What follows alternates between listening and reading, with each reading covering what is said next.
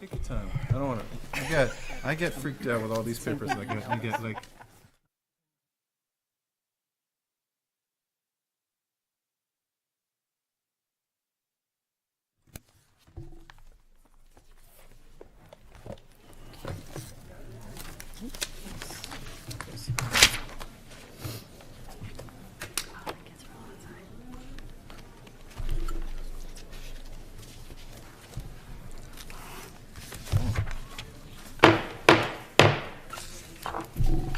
Thank you, everyone, for coming tonight, Monday, March 21st, 2002.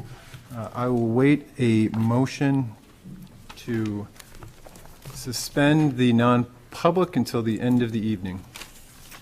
So moved, Your Honor. Second. And we will need a roll call vote.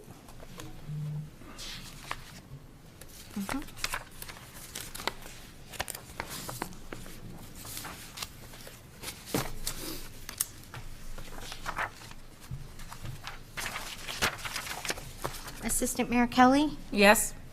Councilor Tabor, Yes. Councilor Denton, Yes. Councilor Moreau, Yes.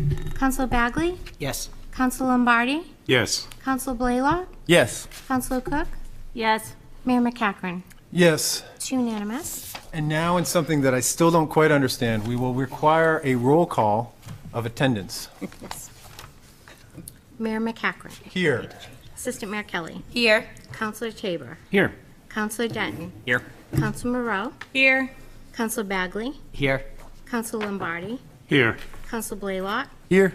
Councilor Cook. Here. And before we stand for the Pledge of Allegiance, I would like to thank everyone who's reached out with thoughts on the Ukrainian people, asking what it is we can do as a city. It's something that, again, the horrors bestowed upon their country by a war of choice is something I hope we never have to see in our lifetime. And I can only ask that as we stand and say this Pledge of Allegiance, that we think of the cost that people are willing to put forth in order to defend the freedom of self-determination in their country.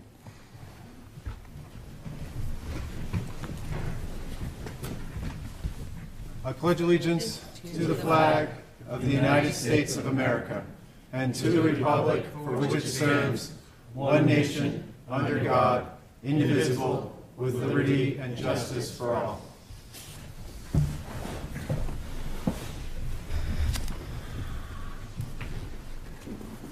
And speaking of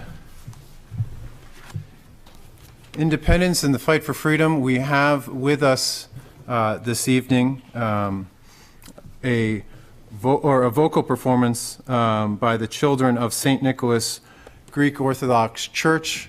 If they could come in now, I'm going to read a proclamation as they do and get set up. It's a longer proclamation, but well worth. Whereas the founding fathers of America drew direct inspiration from the ideals and practices of ancient Greece when forming the world's first modern democracy and framing the Constitution that provides that guidance by which we live, and whereas 201 years ago, inspired by the same ideals of liberty, self-governance, and passionate belief in democracy that sparked the American Revolution, the people of Greece declared their independence from the Ottoman Empire. Now, every March 25th marks Greek Independence Day, a celebration of the history and values that unites the United States of America and the Hellenic People Republic, a crucial NATO ally and friend of the U.S., and whereas today Greeks around the world gather on Greek Independence Day to reflect with pride and passion on the liberation of their home nation and the resolute actions of their forebears, and whereas Portsmouth has a thriving Greek community, many of whom are parishioners of the St. Nicholas Greek Orthodox Church, which celebrated its 90th anniversary in 2021, the founding congregation of only 25 men and 3 women arrived from Greece with great dreams and determination and established a lasting legacy of hard work and generosity. St. Nicholas is now flourishing, an active home of worship and culture to over 250 families. It is fittingly located on Andrew Jarvis Drive, an homage to the Greek-American businessman and politician who served as mayor of Portsmouth from 1958 to 1959. And whereas each year the St. Nicholas community proudly leads Portsmouth in its celebration of Greek Independence Day, residents young and old gather to enjoy traditional dancing, poetry, costumes, speeches, and food in recognition of the influence and contributions to the Greek community has made to New Hampshire. And whereas the global pandemic impacted the St. Nicholas Greek Orthodox Church's 90th anniversary festivities, so 2022, it's getting tough there, will see a continuation of this celebration with the return of the St. Nicholas Greek Festival on June 24th and 25th. It will be a wonderful showcase of ethnic pride and invitation for all community members to be a Greek for a day. Now, therefore, I, Deglin McCachran, Mayor of the City of Portsmouth, on behalf of the members of the City Council and citizens of Portsmouth, do hereby proclaim March 25th, 2022 as Greek Independence Day, and call upon the residents of Portsmouth to join in observation and celebration, given with my hand and the seal of the City of Portsmouth on this 21st day of March 2022. Thank you. And I would also like to note, and Joanna Deemer was nice enough to write a little note reminding me of that on the top of this, that we will be lighting the Memorial Bridge in honor of with the national colors of Greece, blue and white, over the weekend. So when you look to the bridge, you will see the Greek colors in honor of your independence. May it be a reminder of everyone's struggle to be free. So now, I hear that there's some kids that are going to, they look pretty cool, are going to come up and sing for the whole city council and then stick around till about midnight when we usually finish up. No, they're going to go home. Okay, they're going to go home right after singing. But would you please come up and sing to all of us? All right, why don't we give them a round of applause as they come up.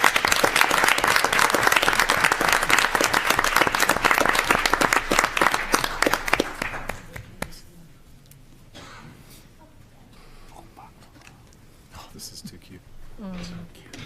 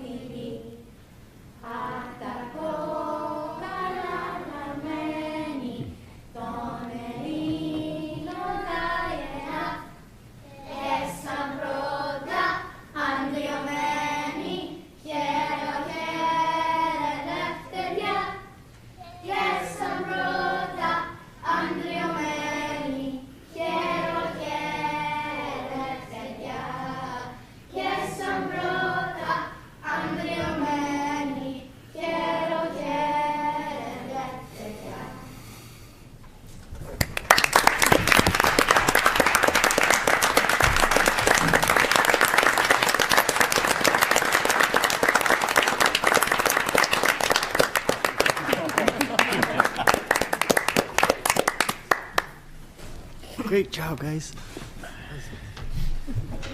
Thank you very much. Thank you. Thank you. Having us here today, our children and all of us would like to offer you some great sweets to enjoy on this special day. Thank you. Good trade. Thank you. Good trade. Thank you. Thank you. Thank you so much. Thank you. Thank you, guys. We're so cute. Yes. Snack for non-public. Yeah.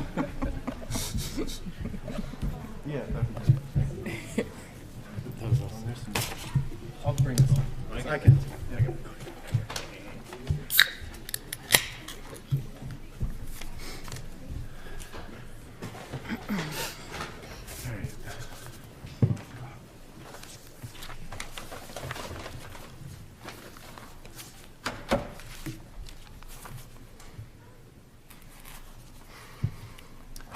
It seems as though many were here in attendance to watch the singing.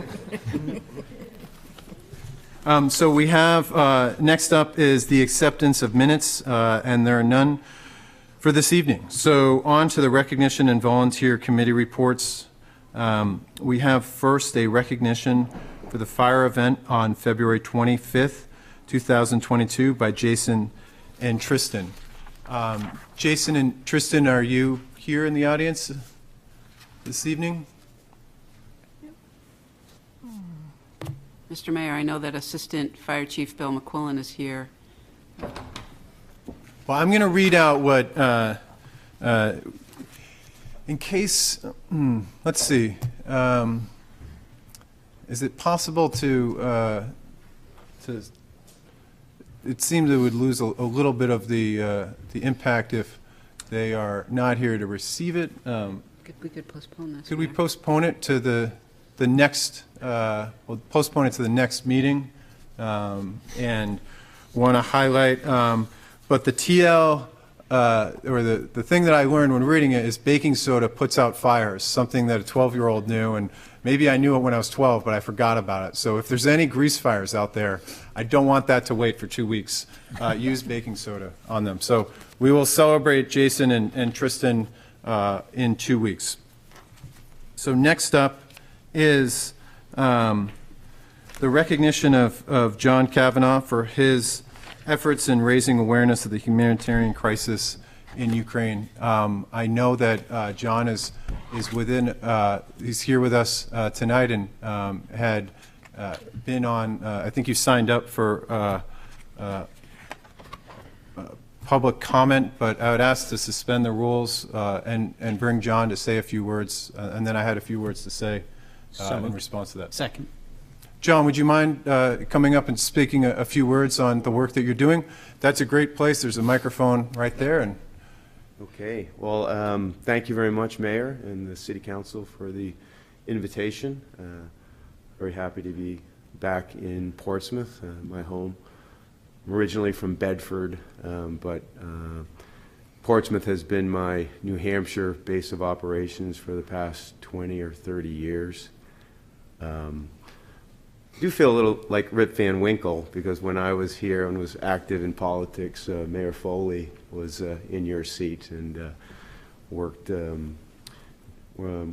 together on a lot of good projects for the city of Portsmouth, which I see manifesting all about when I walk around downtown and throughout the community. But I very much appreciate the recognition, but more importantly, what I would like to encourage is a focused discussion. Not, I understand tonight is not the venue, but perhaps a focused discussion on some very specific ideas as to how the city, official city, can play a role in responding to the Ukraine humanitarian crisis.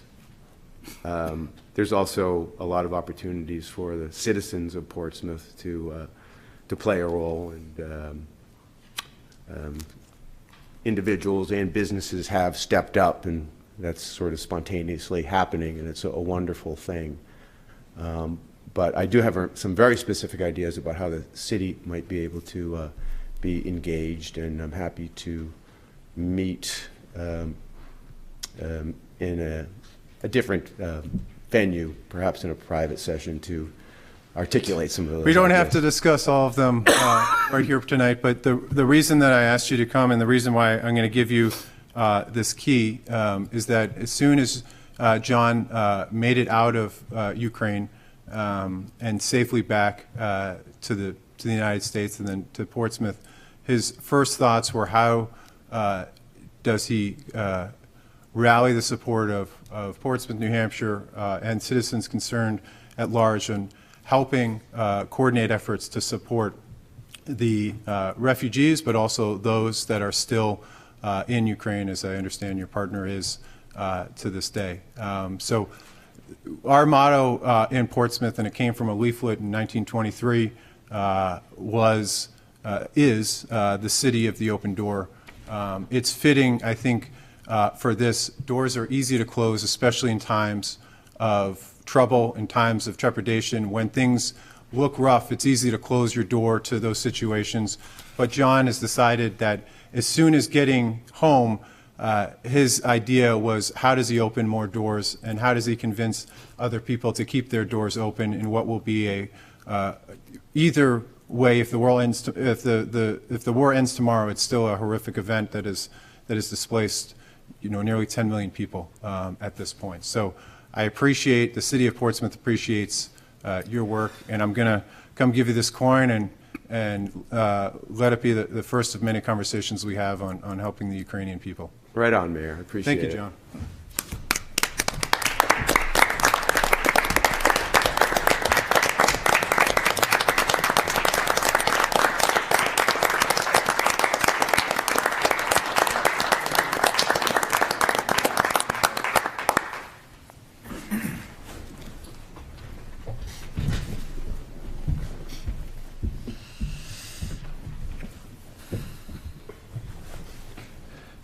And now on to public comment. Again, rules, we would like to keep it to 3 minutes. Portsmouth residents, we ask you to line up first, and I will go down the list. And then if you are on Zoom, you have, say, 3 more minutes to raise your hand on Zoom, and we'll cap it there. So first up, we have Marianne Janik.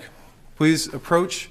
And when you get here, just state your name and your address for the record. You have as your topic McNabb project challenges, Daniel Street closure, and impact on small business. The floor is yours. Good evening, Mayor McEachern, City Council members, and City staff. My name is Marianne Janik. I live at 21 Burkitt Street in Portsmouth.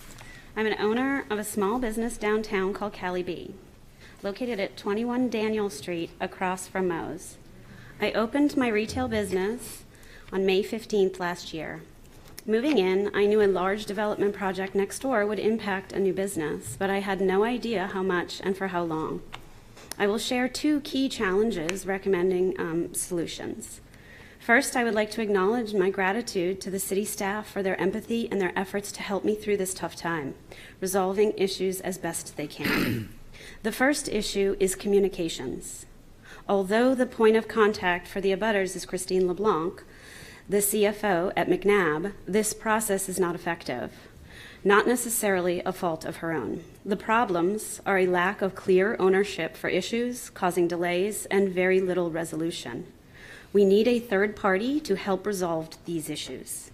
Additionally, we are not getting proactive notifications in a way that is effective.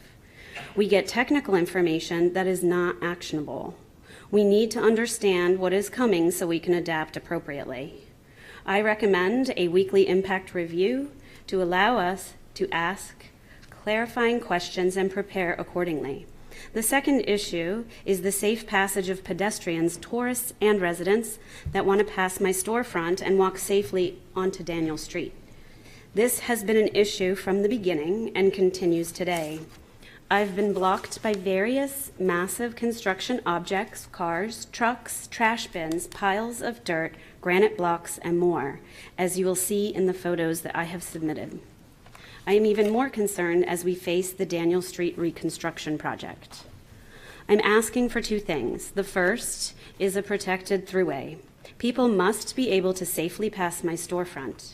Cars and trucks constantly block this unfinished portion where the sidewalk ends and don't allow walkers to safely pass. This is a big issue for my business. Regarding the Daniel Street reconstruction site, we need proper signage with all businesses listed that says open during construction. Establishing an abutters committee that can work with the city and the developer would allow for more dialogue, input, and collaboration. This is a complex, huge project in a very small space. The city may not have had ideal policies in place. Therefore, many challenges have arisen. We need to address forthcoming challenges with clear two-way communication. I'm a proponent of growth, and I know construction is messy. I believe that with a third-party resolution contact, improved impact review meeting, a butters committee, and protected passageways in front of all stores and signage for Daniel Street construction can work together to provide the lowest negative impact. Thank you for your time, Thank you, Marianne. and I appreciate future dialogue.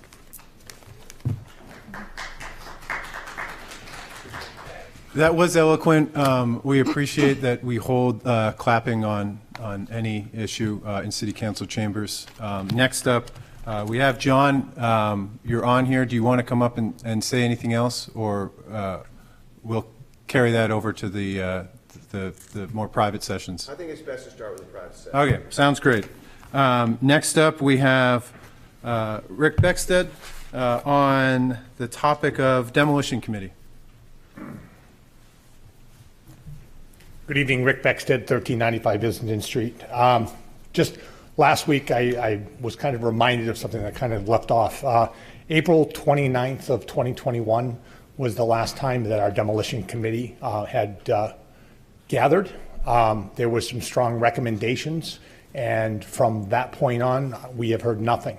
Last week, I was made aware, one at the BOA level and then one at the planning board level, that we have two buildings that are to be demoed. One of them is in downtown Portsmouth, a stone throw away from the North Church, and the other one is actually on Essex, just a stone throw away from my house. When that committee met, it was with Councilor Monroe. We had our Robert Marsilia that was on there, Nick Cracknell, Barbara Ward, and John Wyckoff. And the strong recommendations were after a house was torn down on Aldridge, and it was done inadvertently with total disregard to what we had had. During that meeting, there were recommendations made to make it stricter. I believe there was only one that was on there not restricting it. Restricting it would have been adding up to a 180-day waiting period before somebody would be allowed. It is the right of a property owner to be able to do things to the home. I get that. But what ends up happening is and I'll use mine for example, that's down the road. So it's a 1.5-story building down the road from my house, and there basically is a 2.5, almost a 3-story building that will replace it. Now, most people say, well, they're making more room. Well, the problem with that is if you pay $700,000 for a building in Portsmouth and you knock it down, you're basically buying that land and then the permission to be able to tear it down. Once that is done, it offsets as far as the land value. So it starts over again. And as we've repeatedly seen this year after year, it redefines our neighborhoods. It actually raises the land value of those neighborhoods, and inadvertently, it ends up costing everyone more money. You know, it's valued at more money, but everyone's taxes around it go up. So I would just go and ask that the mayor, along working with Councilor Monroe, if you're still in that position, I mean, now you're a councilor, so I think a planning board representative would have to go on there, but basically be able to see that through. I talked with Attorney Sullivan this afternoon, and it basically would become an ordinance. So the council would have to go and do a first reading. The recommendations are there. I'm sure Councilor Monroe, who agreed with all of the recommendations at that time, to stiffen those to prevent that type of action from happening. It deters. It doesn't eliminate it from happening, but it deters. It would make people think.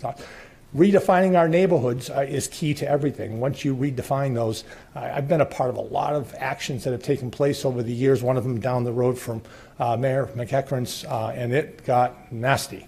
Promises were made and then not kept. It creates a lot of chaos, and it's something I think that we really want to go and avoid. So if we are crystal clear in deterring, I think it will actually make it a little easier. So again, thank you very much and have a good night. Thank you, Rick. Next up, is Arthur Clow on the ethics can be simple. Good evening, Arthur Clough, 431 Pleasant Street. About a month ago, this council voted to make Portsmouth the city of the blocked doorway.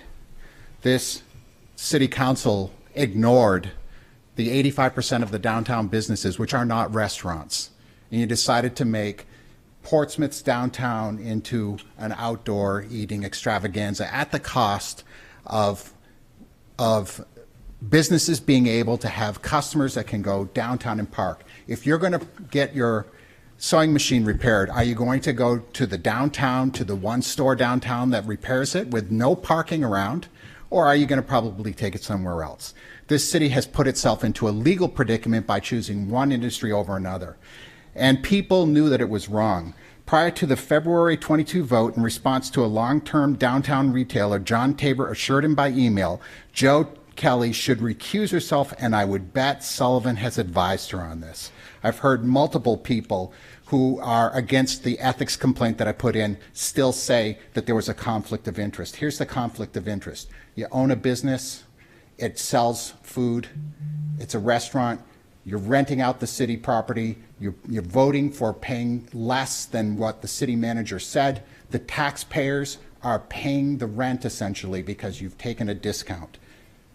That's a conflict of interest. You're voting in your own interest, and I challenge you to have the moral courage to stand up, and I'm talking to the whole council now, and reverse your vote on outdoor dining. 300 parking spaces down in the city parking garage. And you think that that if you give somebody a low rent loading zone, that's not going to affect the store that's immediately in front of it. Businesses are frightened that they're going to out of business, and you guys just want to party. You want a beer. You want to do your restaurant challenge. You want your comped meals, whatever. But you are not honoring the downtown business people, and they're afraid. I talked with them. I talked with a number of them. They're afraid to speak out. Some of them did, but you didn't listen. They're afraid to speak out because they believe that the city is going to just use punitive measures like they have in the past by doing over inspections or denying permits, etc. This council has put the city at risk of losing businesses and being sued. I challenge you to reverse that vote, make the city open for everybody, stop favoring just the restaurants. Thank you, Arthur. Next up is Mr. Brighton as a follow-up listed as the topic.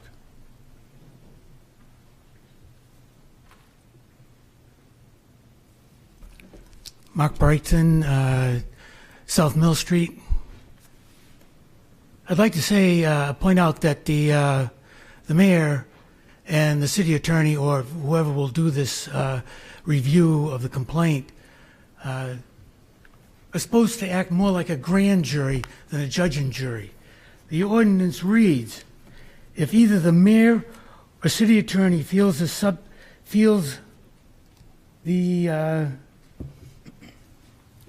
the issue has substance, then the mayor shall refer the matter to the board. It says shall refer it, and it says substantive. Substance, if it has substance. That means that it has weight. And nothing could be clearer in this issue than, is there a conflict of interest?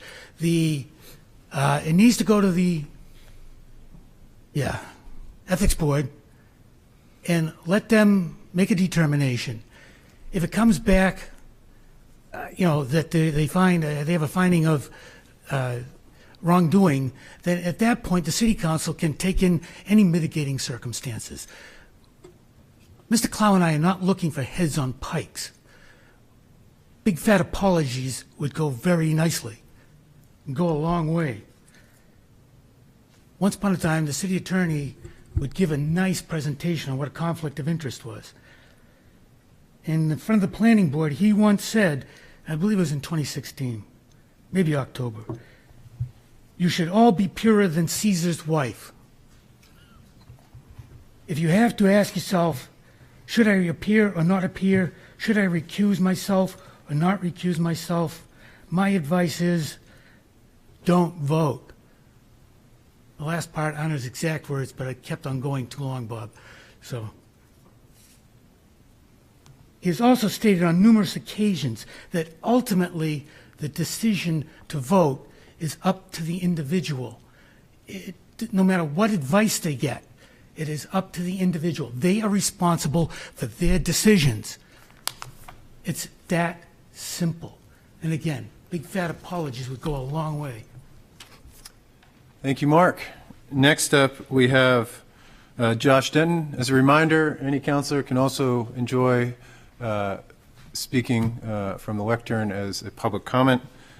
You must state your name and address. Josh Denton, 110 Brewery Lane, apartment 312. I'm going to speak briefly as the commander of VFW Post 168. In your packet is an invitation to the Welcome Home End of the Iraq War Parade, scheduled for Sunday, May 1st at 10 o'clock in the morning. A similar invitation went out to all of our elected officials at both the state and federal level. This is the last Sunday of spring break, so I totally understand if people cannot attend. I want to extend an invitation to anyone watching tonight, especially to any veterans. So although it is marking the end of the Afghanistan war, America's longest conflict, it's a welcome home parade. So it's for any veteran to attend. I'll go over the basics of the parade. We had a subcommittee meeting this afternoon to flush out some more details, but it's forming up at Prescott Park by the Emerson Hovey Fountain, the same namesake as the Post. It's going to go on a 0.7-mile loop downtown. It's going to go under the bridge, down Daniel to Market Square. That's where we're going to ask any elected officials who want to observe to stand. Then we're going to make a left, go down Pleasant, make a left go down State Street, and then we're going to end at the park itself, and we're going to have a small cookout where anyone is invited. The event itself, it's a non-partisan, non-political event. So we're making clear up front that we don't want any flags that are not authorized, like an American flag or a POW flag, to participate. And we're looking forward to anyone who is able to attend, but there's no public speaking, although anyone who does go to the cookout could feel free to talk to whoever else is there. Two more things I want to hit on, both as the commander of the VFW.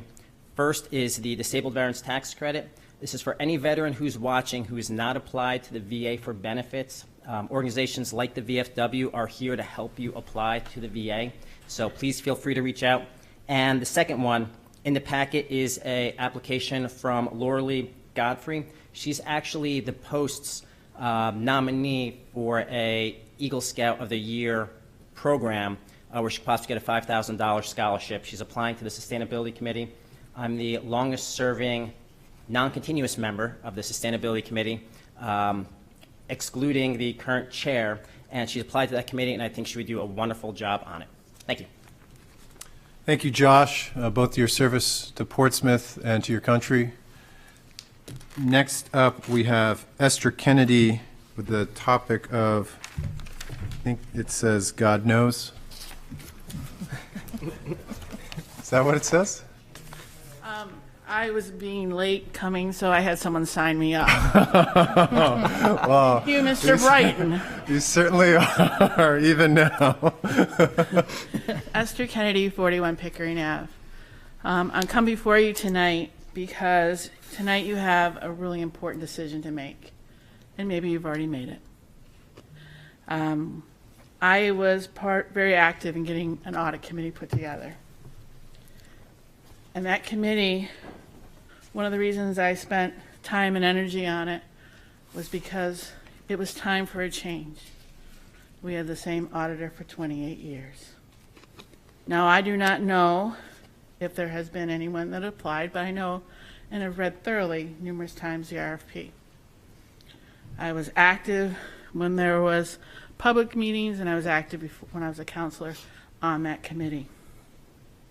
I ask you, the one thing, the most important thing a counselor does, and I heard this from numerous past counselors, is the budget and the finances for our city.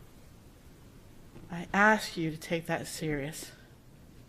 And it is time for a change. I don't care how you get there. I don't care what happens. But we need a new audit committee. An audit to take place. And you need a new group to do it. 28 years is too long. Actually, it would be 27 given the 1 year that they probably should have done it, which was the first year. Second, I want to bring to your attention that it's interesting to me that some people still think that I'm a counselor and call me. For some reason, and I encourage you to change this, people are scared of retribution from the city to come and speak. And I do not know exactly why. I have felt that I have not been frowned upon because I speak out a lot. But our downtown businesses have a story to tell, and they do not feel that they can tell it given the vote that took place last Monday night. And as a business owner myself in the city, I think people feel comfortable coming and stopping in and telling me. But the small businesses that are not restaurants do not feel they were heard. So I come before you and ask you to listen to them. I have said all along that we do not do enough in our city for small businesses. And actually, maybe it's time to start a small business group. We take care of the big businesses, we take care of the big developers, but we don't do enough for small businesses. I would ask this council, given the number of small businesses sitting up there, that you take action on this and start a group for small businesses and let them be heard. Thank you. Thank you, Esther. Next up, we have Peter Huda on meeting notices.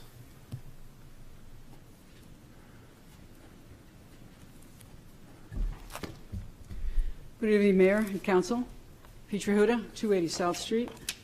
Tonight, I'd like to provide you with some information. First of all, I'm going to speak to this.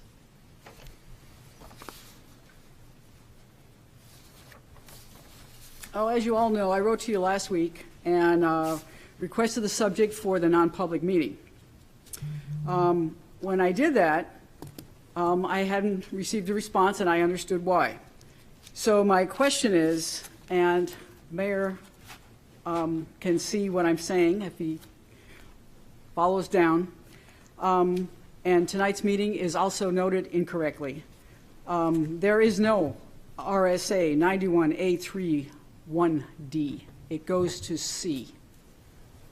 So when I was researching all of this, I went back quite a bit, and I found that there were 8 meetings that were incorrectly notified. I do not know what the ramifications of this is, but I'm asking you to please correct it. And if possible, at all times for transparency, it would be really nice if you could give the public a subject on this. Also, I'd like to speak on the announcement of the auditor tonight. I am hoping, just like Councilor Kennedy, I put in a lot of time on that, and I am really hoping that we can move forward with a new auditor after 28 years. I had left the audit committee after December and had followed up as well as I could with public sessions, but when it went into deliberation, after proposals were received, the public was not invited. So I have high hopes that you will make the right decision when it comes to selecting the new auditor. Thank you. Thank you, Petra. The sections here are section 2, and that is L, and then section 1, which is D. So there's 2 listed there, but we will clarify that in a memo to be released. Next up, we have Paige Trace, same idea, City of Portsmouth. Hey, listen, God knows is a all-encompassing catch-all. Very good No. And it's good to start out with some humor and actually that is RSA 91-A1D that's listed, and there is no 1D for clarification. 1 goes up to C and not to D, and I think that's what past Councilor Huda was trying to say to you, because I noticed it also. So Ladies and gentlemen, Paige Trace, 27 Hancock Street.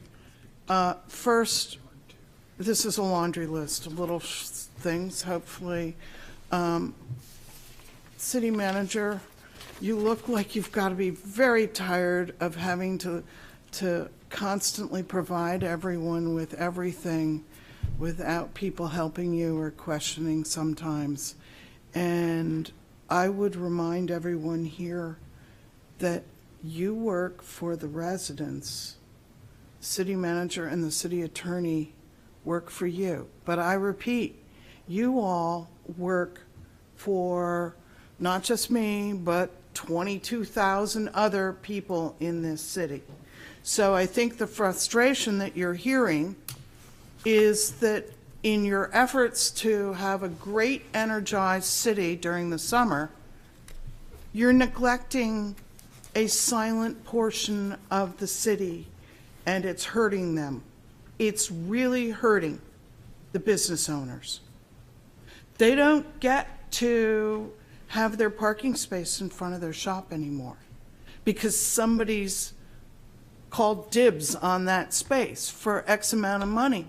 And city manager, I applaud you because you suggested, I believe, $5,700 per spot. And I think that was reasonable. I would remind all of you that restaurant owners, business owners, were capable of ARPA, Main Street, and PPP at least once, if not twice, on the PPP funds. You can go online, it's public. It's obscene, the amount of money that was handed out.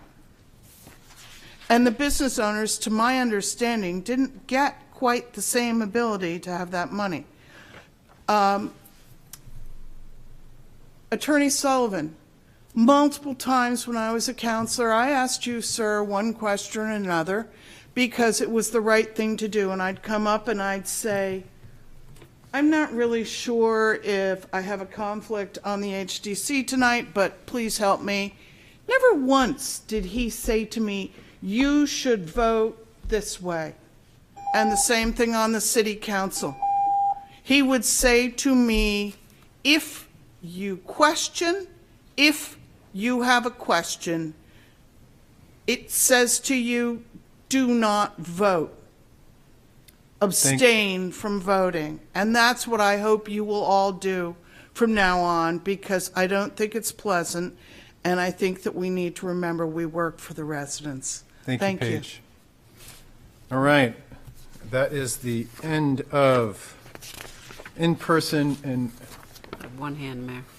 one hand. Okay. We'll hear from Shelley Saunders. Shelley, will you please state your name and your address? And then you have 3 minutes. Yes, thank you. Shelley Saunders, 15 Oak Street. I'm just calling in to support Speaker Petra Huda and Esther Kennedy in finding a replacement for the auditing committee that we've had for 28 years. I would hope that 28 years is enough, and I would hope that you are going to pursue finding a new and fresh audit committee, and I support that. Thank you so much. Thank you very much, Shelley. All right, with that, we will move on from public comment to public hearings and vote on ordinances and/or resolutions. The first of which is... Oh, that's right. Okay. Slight audible, since we have Roseanne here, our city assessor, and she has a presentation on the statistical revaluation. We will move to suspend the rules and move up Roseanne to deliver her presentation before the public hearing adoption of the resolutions. So moved. Second. All in favor? Aye. Aye. Thank you, Mayor. We're in the process of trying to bring it up for folks tuning in. I was impressed that we got all of that figured out before you got that figured out in terms of votes. But forgot to send it to the most important person, the presenter.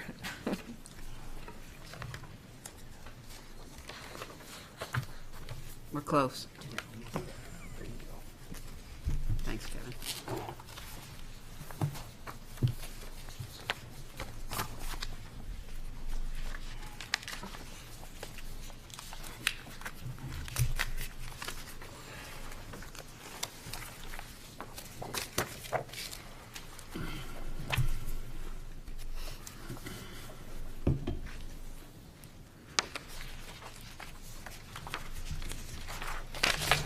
Good evening, Mayor, City Council members. Tonight, I just would like to give you some information on the upcoming 2022 statistical revaluation.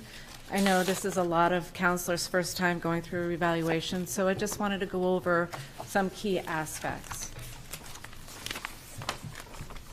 Next slide. And as everyone knows, I'm Roseanne Luntz, the City Assessor. The next slide. So tonight I'd like to go over what a statistical revaluation is versus a partial revaluation, revaluation standards, definition of market value, what market data that I currently do have that I can share with you, the revaluation team, who will be conducting, who will be monitoring, and who will be supervising, the timeline, and then any questions that you might have at the end. There are several types of revaluations, but the two the City of Portsmouth utilizes the most are a statistical revaluation and a partial update, which is also considered a revaluation. A statistical revaluation was last completed in 2019. This revaluation means the process of a revaluation of all taxable and non-taxable properties in a municipality using existing property data to arrive at full and true value as of April 1st. A partial update, which our last one was completed in 2017, means the process of analyzing market sales throughout the entire municipality to identify and, if necessary, implement needed value changes to affected areas or classes of property to bring those properties to the municipality's general level of assessment, utilizing the existing base tax year and providing an addendum to the existing USPAP compliant report. In short, that means to bring everybody up to the current level of assessment. So if my current level assessment was 85% during a partial update, and if certain classes of properties were below or above that 85%, I would bring them up or down to that current level of assessment. Whereas during a statistical revaluation, I bring everybody closer to market value, which is 100% of value.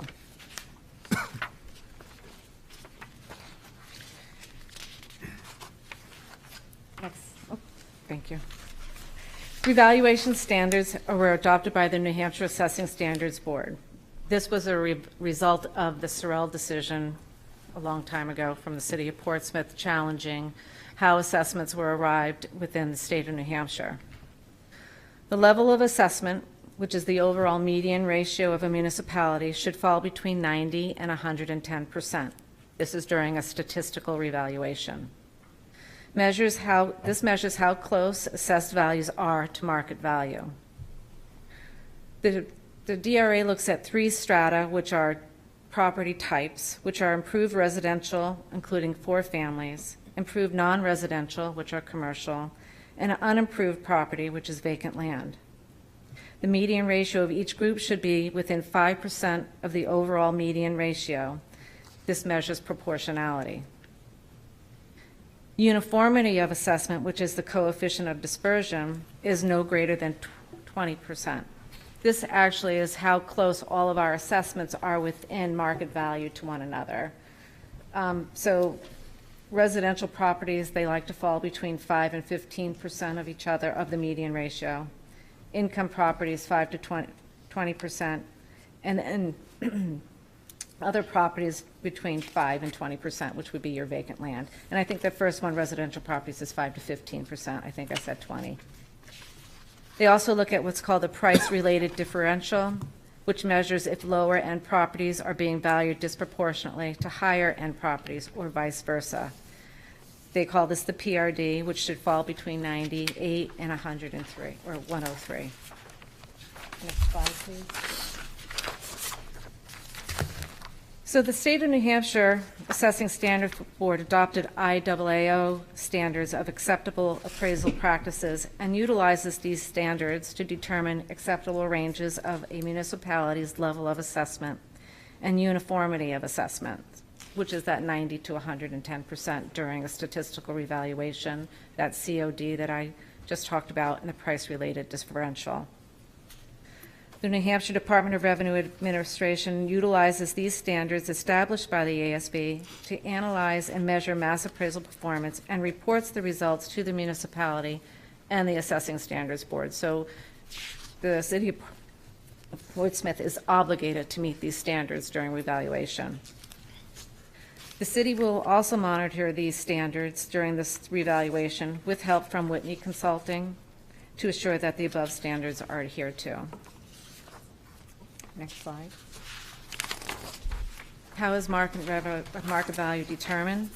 Market value is the price a buyer of property, willing but not obligated to buy, and a seller of property, willing but not obligated to sell, would agree on after taking into consideration all uses to which the property is adapted and might be reason be applied. There's lots of definitions of market value. This is just one of them. But they all mean the same thing: a willing buyer and a willing seller with undue influences conducting and coming together in a sale.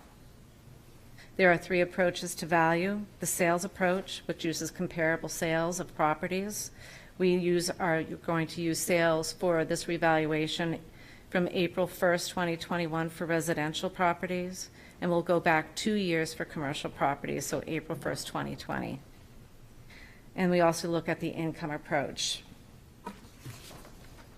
Next slide. So I just wanted to give you some information about what's been going on in the market since COVID or before COVID. So in this slide, which I got from the New England Real Estate Network, shows supply and demand. The green shows supply, and the blue shows demand. So as you can see from this slide, in 2019, there was plenty of supply, which is in the green, and there was still the same amount of demand, but there was more supply. The prices of properties were lower. And as you can see, going to October of 21, there's no supply and still the same demand, which is causing the real estate market to become very expensive within the city and throughout the state of New Hampshire and throughout the country. Next slide. I pulled data from the New England Real Estate Network to try and show what residential properties were doing within the city.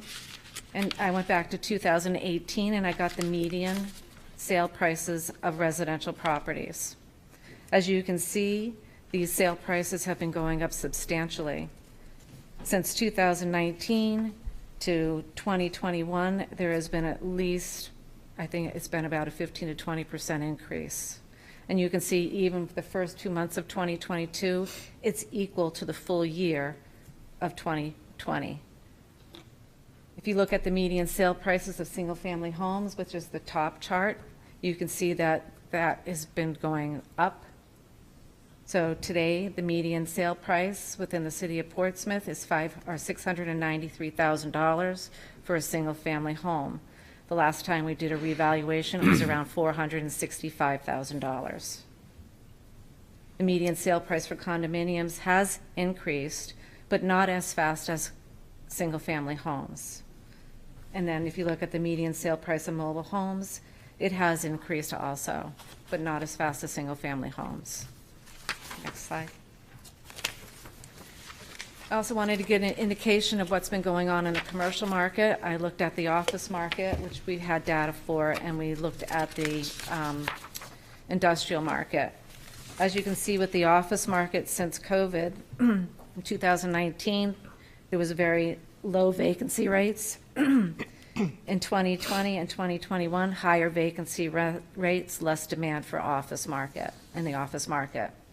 And you can see by the rents, which is the chart to the right, that they have been basically level, which is causing no increase in the office market demand or in the value of the office market. Next slide. So if you look at the industrial market, it's totally the opposite.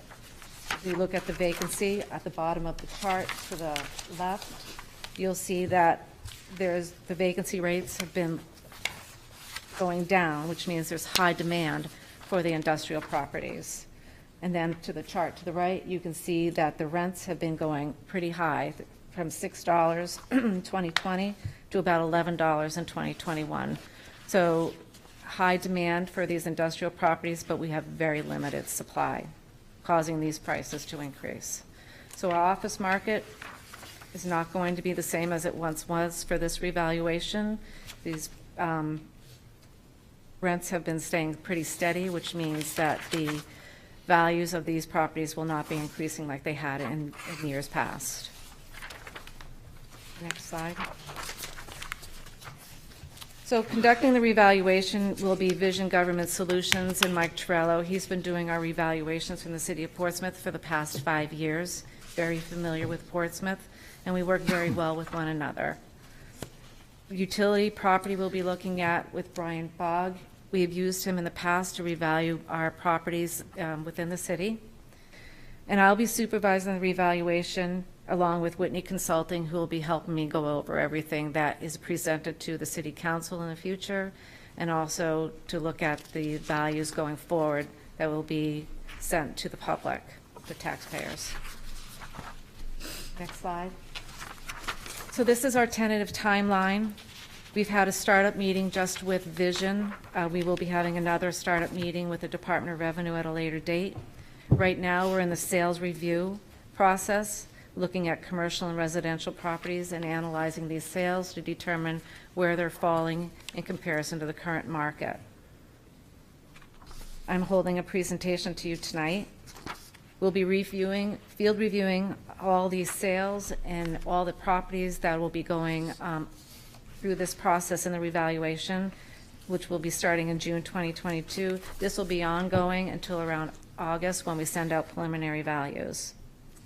We'd like to hold another work session with the City Council before preliminary assessments are sent out to show you our analysis and what will be affected and what neighborhoods will be affected and how much property values will be increasing throughout the city.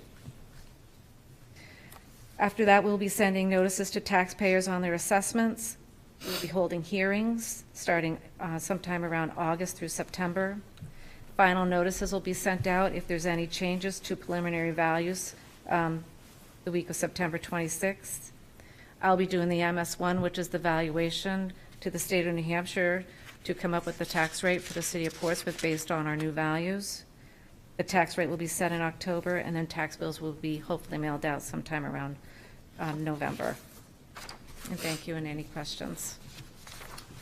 Thank you, Roseanne. And your comment at the beginning that there are many new counselors, it's always a good thing to start from A if we want to get to B.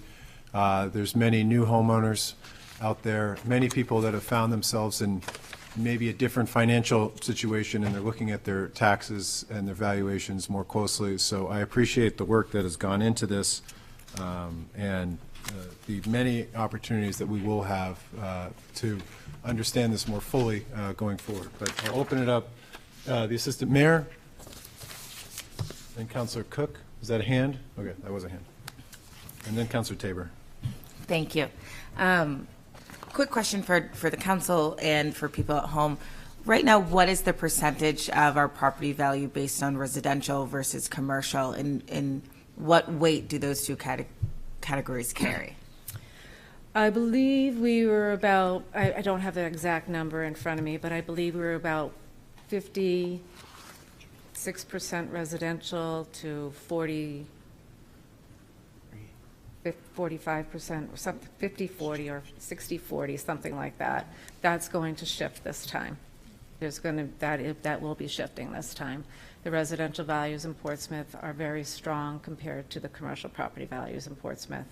And that's directly connected to what has been going on with COVID. Thank you. Councilor Cook. I was hoping you could just explain why we're doing a statistical reevaluation versus a partial update. Because our assessment level is right now, we're 2021, we report to the Department of Revenue every year where we feel our ratio is going to be, and they look at those sales. I'm estimating for this year we're at 82%, but that's only until from September. Since September, we've probably dropped another 5 to 10%. So we're probably in the 70s right now as far as our market value is concerned. And the longer you wait to do a revaluation, the more chances there are for people to be valued all over the place instead of being very proportional to one another. The assessments just start to fall and become non-conforming. So revaluations correct that, and it's important to do that now. Our property values are been holding steady for the past 2 years, but steady at a much higher value than they were in 2019 when we did our revaluation last. So a partial update doesn't correct. A partial update just brings everybody up to the same assessment level. A statistical revaluation corrects. Councilor Tabor. Thank you, Mayor. Roseanne, I've always been impressed by how methodical and how data-based your process is. When it comes to the commercial property, we have a lot of new property going on the books, like the Frank Jones Apartments and the West End Yards, Kate Street projects, things like that. Are we able to, and it'd be difficult to get a dollar value for those if they were for sale. They're brand new. Can we require the income method to be used, and can we require those owners to give that income information? No, they're not required. We have sent out income and expense questionnaires a couple of weeks ago, but that's purely voluntary. Nobody is required to send us that information. We do a lot of research. I have a lot of resources available to me that I can have a really good handle on what's going on in the income and expense arena with our commercial properties. I know you watch the rents. Yeah. Yeah. But I think that's important. Yeah, no, they're not obligated, but we do have a lot of methods that we can utilize to make sure we get as accurate information as possible. Thank you. Mm-hmm. There's no more questions. Roseanne, thank you. I think that, in terms of the budget, there's two levers when folks get their tax bill. Obviously, how much we spend up here from the council is one of those levers. Mm-hmm. The other lever is, for the individual, how much they are proportionally going to pick up around that. This is a big part of that. It's disappointing to hear our commercial is falling versus our residential. I own no commercial property, so that's a disappointment for me personally. But it's also, I think, this is an education that we have to do year on year off with our residents to help them understand. So I thank you for doing that. I guess if there was one question, are we confident that since there was a 2-year time period since we've done this before, that it's taken into account the overall, I guess, influx of folks maybe finding a new means of work and permanently relocating up here, or do you expect specific neighborhoods to find themselves in a more, I guess, valued market? There are certain neighborhoods, and until I have the total analysis in front of me, I would really not like to go into that without having the actual statistical information in front of me. But from what I have been seeing, there are various neighborhoods that will be going up twice what the average neighborhood is going up in the city of Portsmouth, just because of the demand for those properties. Thank you. All right, Roseanne, I think that's it. And we have next on the agenda the public hearing adoption of resolutions. If we're going to go back in order here. Resolution pursuant to, and this is number A, resolution pursuant to RSA 72:39-B, amending the elderly exemption from property tax based on assessed value for the qualified taxpayers, such that the exemption shall be available only when the qualifying taxpayer assets do not exceed $500,000, whether single or married. I believe that is up from $175,000. Roseanne, do you have a presentation, or was it just to read what I just read? It's basically to read what you just said, but I'd just like to give you some information about how many elderly we currently have in the city of Portsmouth. So we currently have 104 elderly exemptions. 21 of those fall between the ages of 65 to 74. 24 fall between the ages of 75 to 79. And 59, which is over 50%, are 80 and over. The current asset limit was $175,000. That was changed around 2018, 17 or 18, from 125 to 175. The income limits had been changed by the City Council last meeting, and I'm saying this for anyone that's watching tonight. The current level for income for single is $46,124, and for married it's $63,108. The current tax impact for the elderly exemption is about 8 cents. We did have, and Mayor, you asked a question last time, is how many denials did we have? I went and looked, and we had about 7. 50% of them were for asset levels that they didn't meet. Okay. Thank you, Roseanne. So a sample motion would be to move to adopt the resolution as presented. So moved. Second. Any discussion? Councilor Denton? Is there a public hearing before we adopt? Oh. Yeah, that's what I was is. wondering. Yep. Okay, so back to the public hearing. If you are in the public and you would like to speak on this, please line up, ask any questions. There's no time limit, but as I say, please keep 3 minutes in your heart and your head as you address the council. Good evening again. Peter Huda, 280 South Street.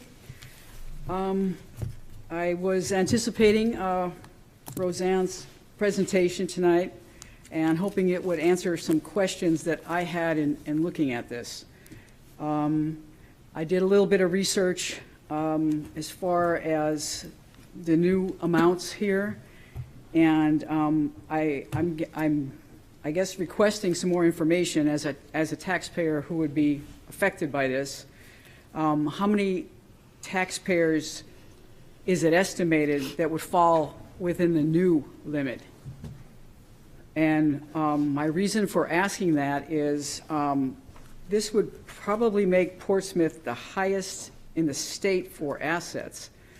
I did some research on this. Concord's limit is 98,000. Manchester's is 100 for single, 130 for married. Lebanon is 100,000. Nashua is 150. And Keene is 61 and 87. I guess the reason I'm asking about this is I'd like an estimate on the impact that this is going to have on our revenue. And this will be passed on to the other set of taxpayers. We only have so many places where we get money to cover the expenses.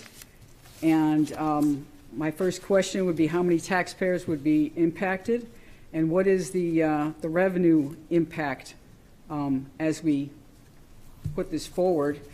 And the next question, if you pass this, is how are you going to cover the decrease from this in revenue?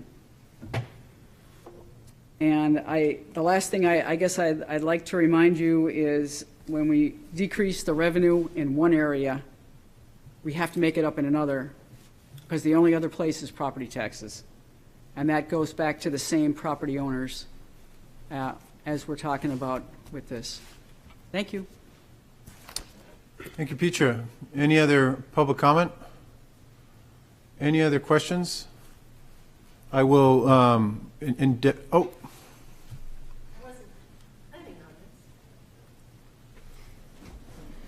My name is Julie Robb, and I live at 405 South Street. And I am one of those 7 people who was turned down last year when I sought the elderly exemption. I know I don't look elderly, but at any rate, I wasn't thinking about trying it this year because it was my assets. So I just wanted to clarify, my house on South Street has gone up tremendously in value, as we know. So that would have counted towards my, no, the house is separate. It's just what I've saved for my dotage. So, okay, well, that's good news, I think, for me. So I would be in favor of you voting for this. I understand what Ms. Huda's point is. Certainly, we'll have to get it elsewhere, but, you know, my money's only going to go so far. Hopefully, I'll live a long time, and but it's something to think about. You know, my house is one that has been in my family for 118 years now. My great-grandparents bought it in 1904. I bought the property, built it, and of course, it's gone way, way, way up. My taxes are far exceeding what it cost to build the house.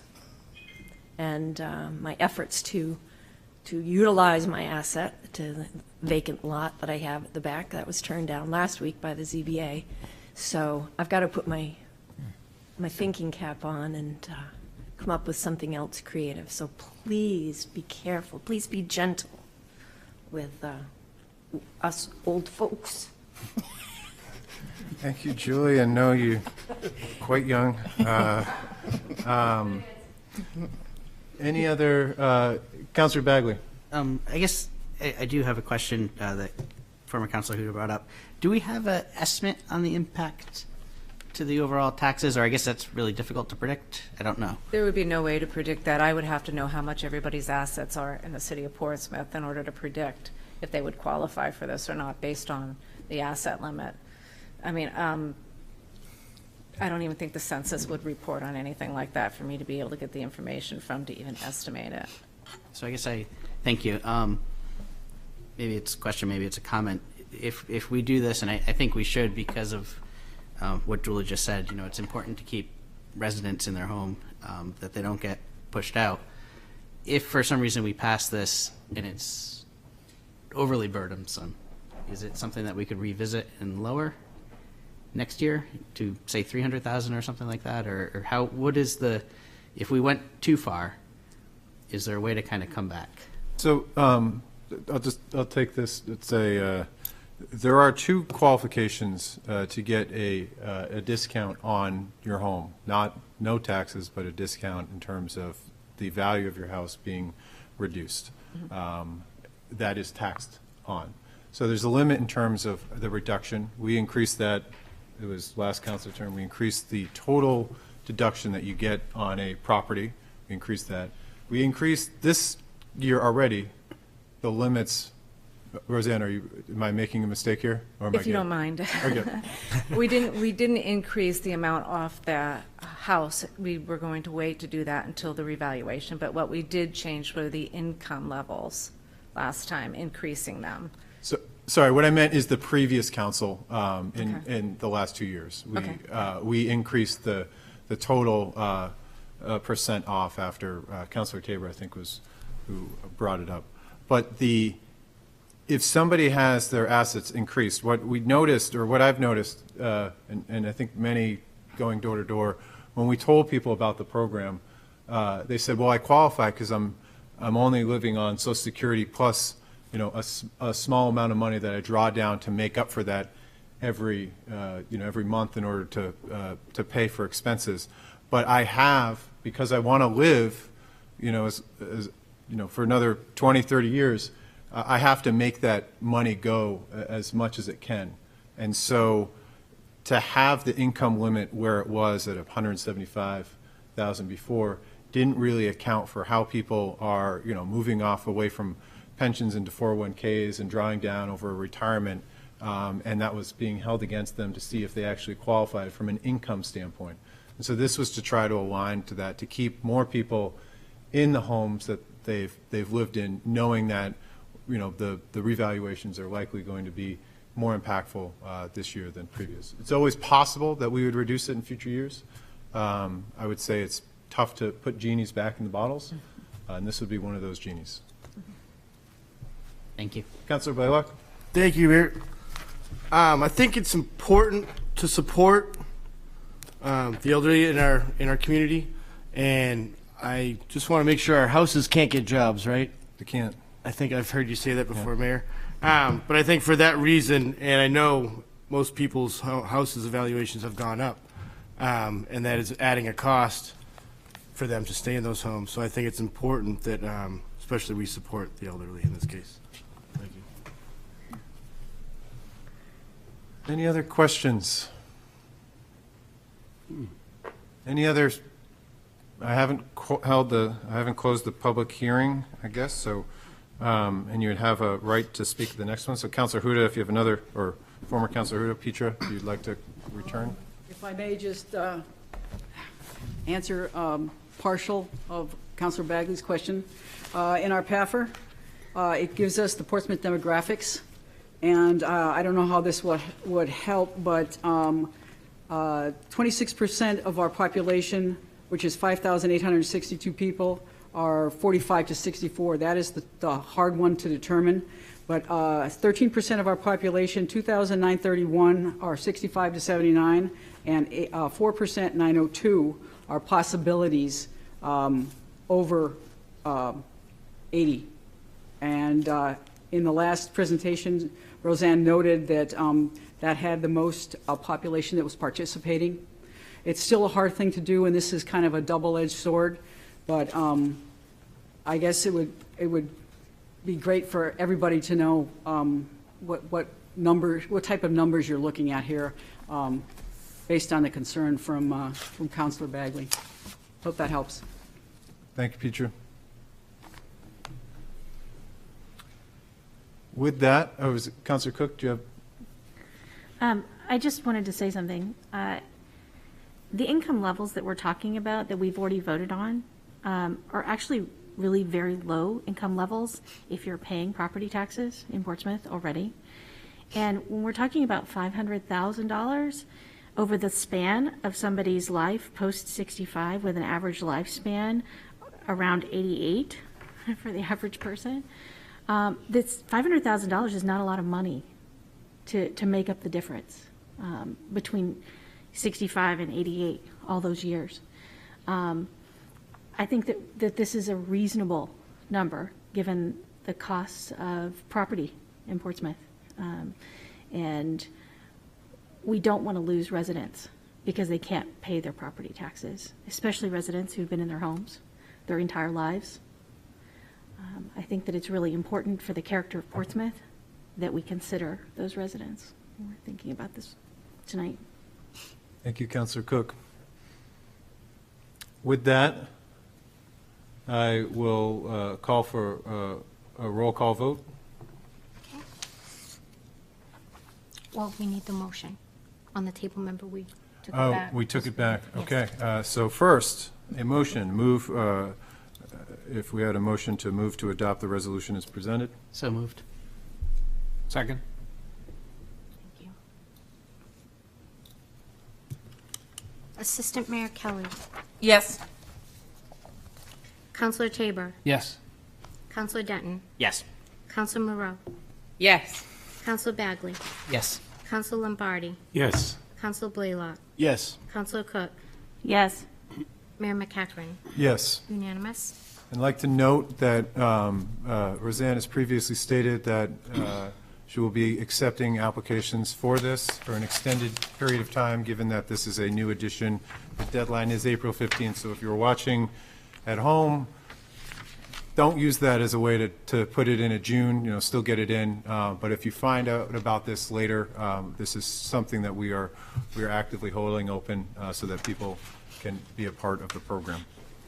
Next up is the same resolution, but for the disabled exemption. Resolution pursuant to RSA 72:37-B, amending the disabled exemption from property tax based on assessed value for qualified taxpayers such that the exemption shall be available only when the qualifying taxpayer or taxpayers' assets do not exceed $500,000 when single or married.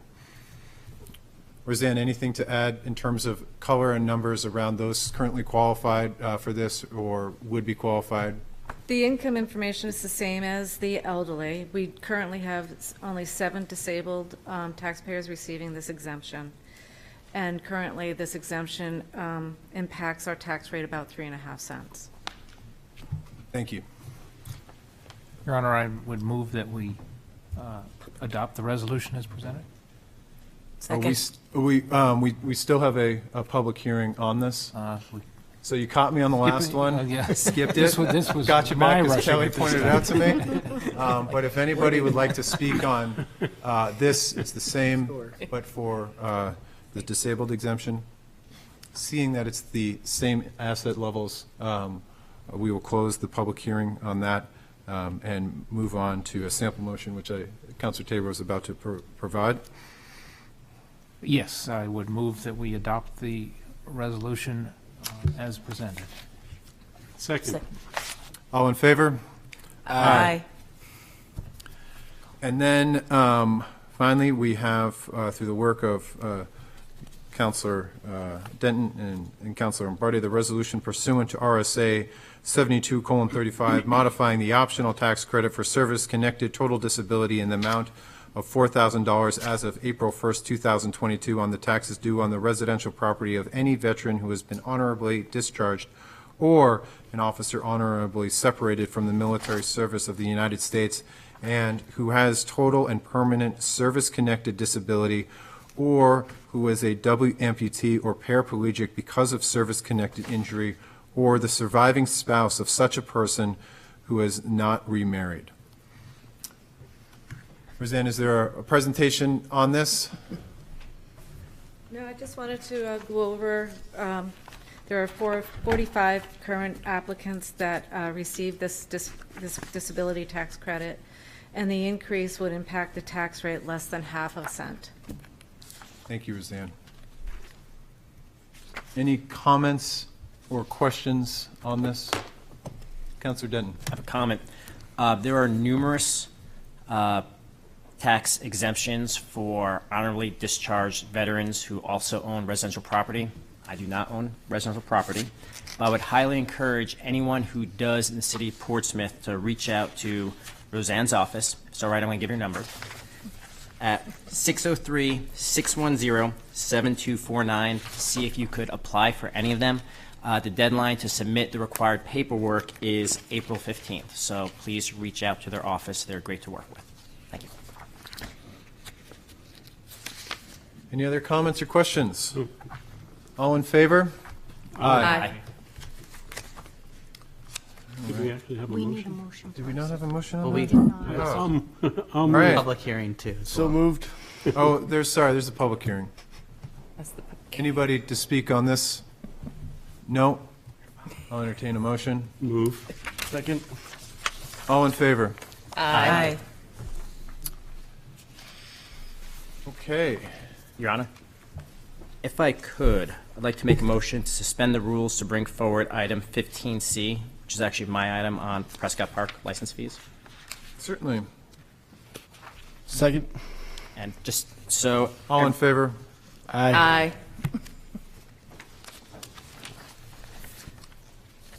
Let me pull it up myself. So, I move to adopt the fee committee's recommendation to reduce the FY23 Prescott Park license fees by 1/3. So moved. You're on. There was a motion and there was, or there's a second. And Councilor Tabor. Yes, I have to recuse on this. I'm on the board of the Arts Festival, and my fiduciary role there conflicts with my fiduciary role with the city. Okay. Now, Bob, does he actually have to step out when he recuses himself? No, Your Honor, not on something like this. In Okay. matters where it's a quasi-judicial body. Got it. As opposed to legislative, we always recommend that the members step aside. Got it. But here it would not be necessary. All right. Any questions? I could speak to this real quickly. As it says in the packet, the discounted Prescott Park license fees would be $1,080 for the New Hampshire Art Association, $4,679 for the Gundalo Company, and $14,396 for the Prescott Park Arts Festival. This is being recommended in recognition of the ongoing uncertainty that surrounds the pandemic. In FY21, all these fees were waived, and in FY22, they were reduced by 2/3. So this is slowly ramping it back up in hopes of the following summer that things are back to normal, but we're not there yet. And I've said this plenty of times in the past. The first summer of COVID did not feel like summer in Portsmouth without the Arts Festival. And what I learned that summer, and numerous up here did as well, it's incredibly hard to run a arts nonprofit in the middle of COVID. Would agree with that. All in favor? Aye. I'd like to make one more motion, Your Honor. I request that I be excused for the remainder of the meeting. Godspeed. All right, and for Councilor Denton. And just so the public knows, I'm having rotator cuff surgery at 5:45 tomorrow morning at the Portsmouth Hospital. Thanks through the VA's Community Care Program, and I have full faith in the council and the decisions you make tonight. So, thank you. Thank you, Josh, and may you have a speedy recovery and a safe surgery. Look forward to. We don't play a lot of council softball, but look forward to doing so once you're on the mend. As do I. With full faith in your doctor. Okay, after that brief suspension of the rules, I think we are on to the city manager's items which require action. City manager. Thank you, Mayor. There are 2 items requiring action by the council this evening. The first is a request related to the Watson's Landing subdivision, which was approved initially by the planning board, and the easements that are before you tonight were approved by the planning board way back on March 18th, 2021, and have subsequently been amended, something that's not in the comments here, but in November of 2021, the planning board, with the advice and counsel of our legal department, amended the approval and the subsequent, and the why we're bringing you the easements tonight is because there were 4 single-family home lots approved, and back in November of 2021, there was a definition that legal asked for to make it clear that there was a 5th lot to be created to show as the private road, so that, and just so the public knows, all 5 of those lots are conforming. And the 3 easements speak to water, sidewalk and utility, and sewer. And these have been approved by Planning, Public Works, and the legal departments. And we are looking for acceptance of these 3 easements here tonight. Councilor Moreau. I'd make a motion that we accept the easements as presented. Second. Any questions, comments on these easements? I can speak to them briefly. I think they're very straightforward, and they give the city the access that we need in private developments when we don't have public streets. So, and I saw them back on planning board and the revisions all the way through. So I think it's well done. Any other comments, questions, concerns? All in favor? Aye. Thank you. Item number 2 relates to moving forward for authorization of a bond of up to $1.4 million for costs related to the feasibility and design of a new police facility and/or the rehabilitation of the existing facility, which was approved back in the FY22 CIP, and we are bringing forth now so that the city can work with the police commission to advance the concept and the study and the programming, really, the programming needs for a new police facility. So what we are looking to do, Your Honor, is to schedule a hearing on April 4th, and we need to do that at this time. I'll wait a sample motion, or the sample motion. Your Honor, I move to authorize the city manager to bring back for public hearing and adoption the proposed building authorization for the feasibility and design of a new police facility and/or rehabilitation of the existing facility as presented for the April 4th, 2022 City Council meeting. Second. Any discussion on that? No? Well, I will say that I'm happy to see that we're bringing this to a public hearing. It's been a few years since the last conversation around this, and it is a large ticket item that we will need public involvement. So look forward to scheduling that. All in favor? Aye. All right, we have up next the consent agenda. The proper motion for adoption of the consent agenda. Move to adopt the consent agenda. Move to adopt. All right. Second. Give Beth the second. All in favor? Aye. Looks like there's a 100-mile bike ride coming up on September 24th. That Bless their souls. seems. No, thank you. Got to start training for that. All of 300 yards if it's important. And then there's presentations and written communications. First up is email correspondence. A sample motion, move to accept and place on file. So moved, Your Honor. Second. All in favor? Aye.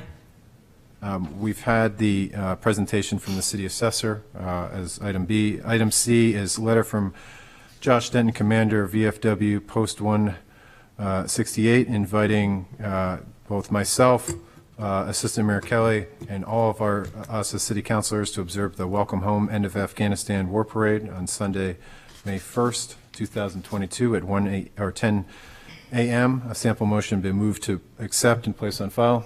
So moved. Second? All in favor? Aye.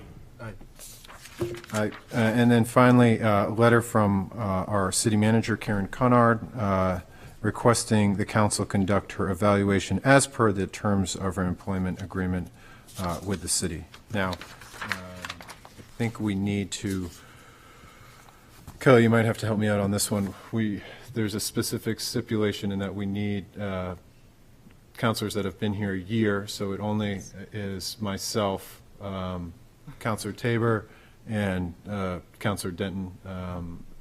Will I need to bring that back at the next meeting, or can I move to form that committee at You this? can move to form that committee Okay. at this time. So I will await a motion to form the evaluation committee consisting of city councilors that have been city councilors for a year at the time of June, and go about our business of the evaluation. So moved. Second. All in favor? Aye. All right. Under my name, we have appointments to be considered. It's a true honor to be able to talk with the folks that want to serve the city in a capacity that is often thankless, but no less necessary than the work that we do here. First up is and these are just appointments to be considered, so no vote tonight. The reappointment of Rob Capone to the Cable Television and Communications Commission. Second is the appointment of Laura Lee Godfrey to the Sustainability Practice Blue Ribbon Committee, and the appointment of Alana Rook to the Arts and Nonprofits Blue Ribbon Committee. I haven't yet sat in on the Cable Television Communications Commission, but I did get a chance to sit along with the Assistant Mayor this afternoon and Councilor Cook at the Arts and Nonprofits Blue Ribbon Committee. There's a lot of great work that's going into that. I look forward to the work that Alana will be able to add to that. And Laura Lee, if I hadn't been impressed already with all of the work that she's done, I got to see her penmanship, and my God, it is a thing of beauty. It is honestly like a font, and I don't want to embarrass her more than I have, but I am so appreciative of the work that she's done, just being herself in support of the city of Portsmouth, and excited to put her name forward next week to the Sustainable Practice Blue Ribbon Committee. So with that, I'm done. On to Councilor Tabor. Thanks, Your Honor. I would request a vote to appoint Kevin Charette as our representative to the Community Power Coalition of New Hampshire, with Peter Rice as an alternate. And I'll make that a motion if I can get a second. Second. I think I put Kevin's biography in here.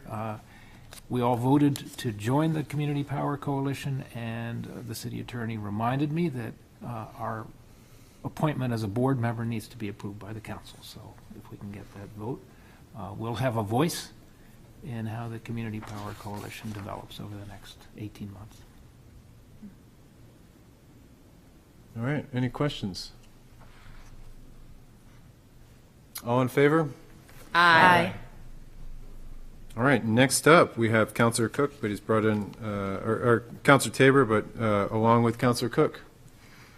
Selection of an audit firm for fiscal year 2022. Thanks, Your Honor. The audit committee was formed by an ordinance under the old council, and Councillor Cook and I joined it this year. I think what we'll recommend, and I can make the motion, is that we, in response to both the process and what we've heard in the community, that we look at changing auditors, but we maintain Melanson 1 year. Typically, these audit contracts are 3 to 5 years. I would move that we maintain Melanson 1 year and then have another RFP process right away as soon as August. And I'll explain and give my reasoning for that, if I get a second. Second. So first, we want to thank Chairman Chris White and Jesse Lynch and Hawk Furman. They spent a lot of time interviewing the two applicants we had to be our auditor. Those were Melanson, which does almost all the cities in the state, and CLA, a larger firm. Both very good, both very capable. This was the maiden run for an audit committee that was created by the old council. And unfortunately, we had some miscues. And that's the reason for our interim recommendation of 1 year. Under the old council, the audit committee was very clear that they wanted to separate the audit from another process called the non-attest services. And the non-attest services are, we get an outside firm to convert our accounting from cash to accrual, is really all it is. Then this year, as we began interviewing firms, we learned that that was going to raise the cost about 15%. And we also learned that it's very common and common practice with proper safeguards to have the same firm do the non-attest and the audit. But the RFP from last year was only for the audit. So in this process, we had to go back to the two bidders, and we had to ask them to what price they would give us if they did both services. None of that was part of the RFP and therefore not in writing. So that was a bit flawed. And then in the process of going back to them, one of the committee members began communicating by text with one of the bidders. And this was an unfortunate development. It was not with any bad intent, but it did create a flaw in the process, at least for Councillor Cook and I. We thought so.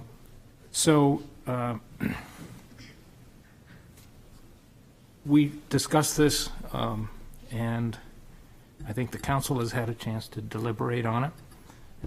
And we think it's best to redo the competitive bidding. I liken it to a poker game where you misdeal, and you pull in the cards and redeal them again so that you have a good process. We'll get more bidders, I think. We'll probably get the same bidders. There may be more competition. We can bid for both the non-attest and the audit services, and we can have a clean process. So that's why we'd have a 1 year contract with Melanson in the meantime.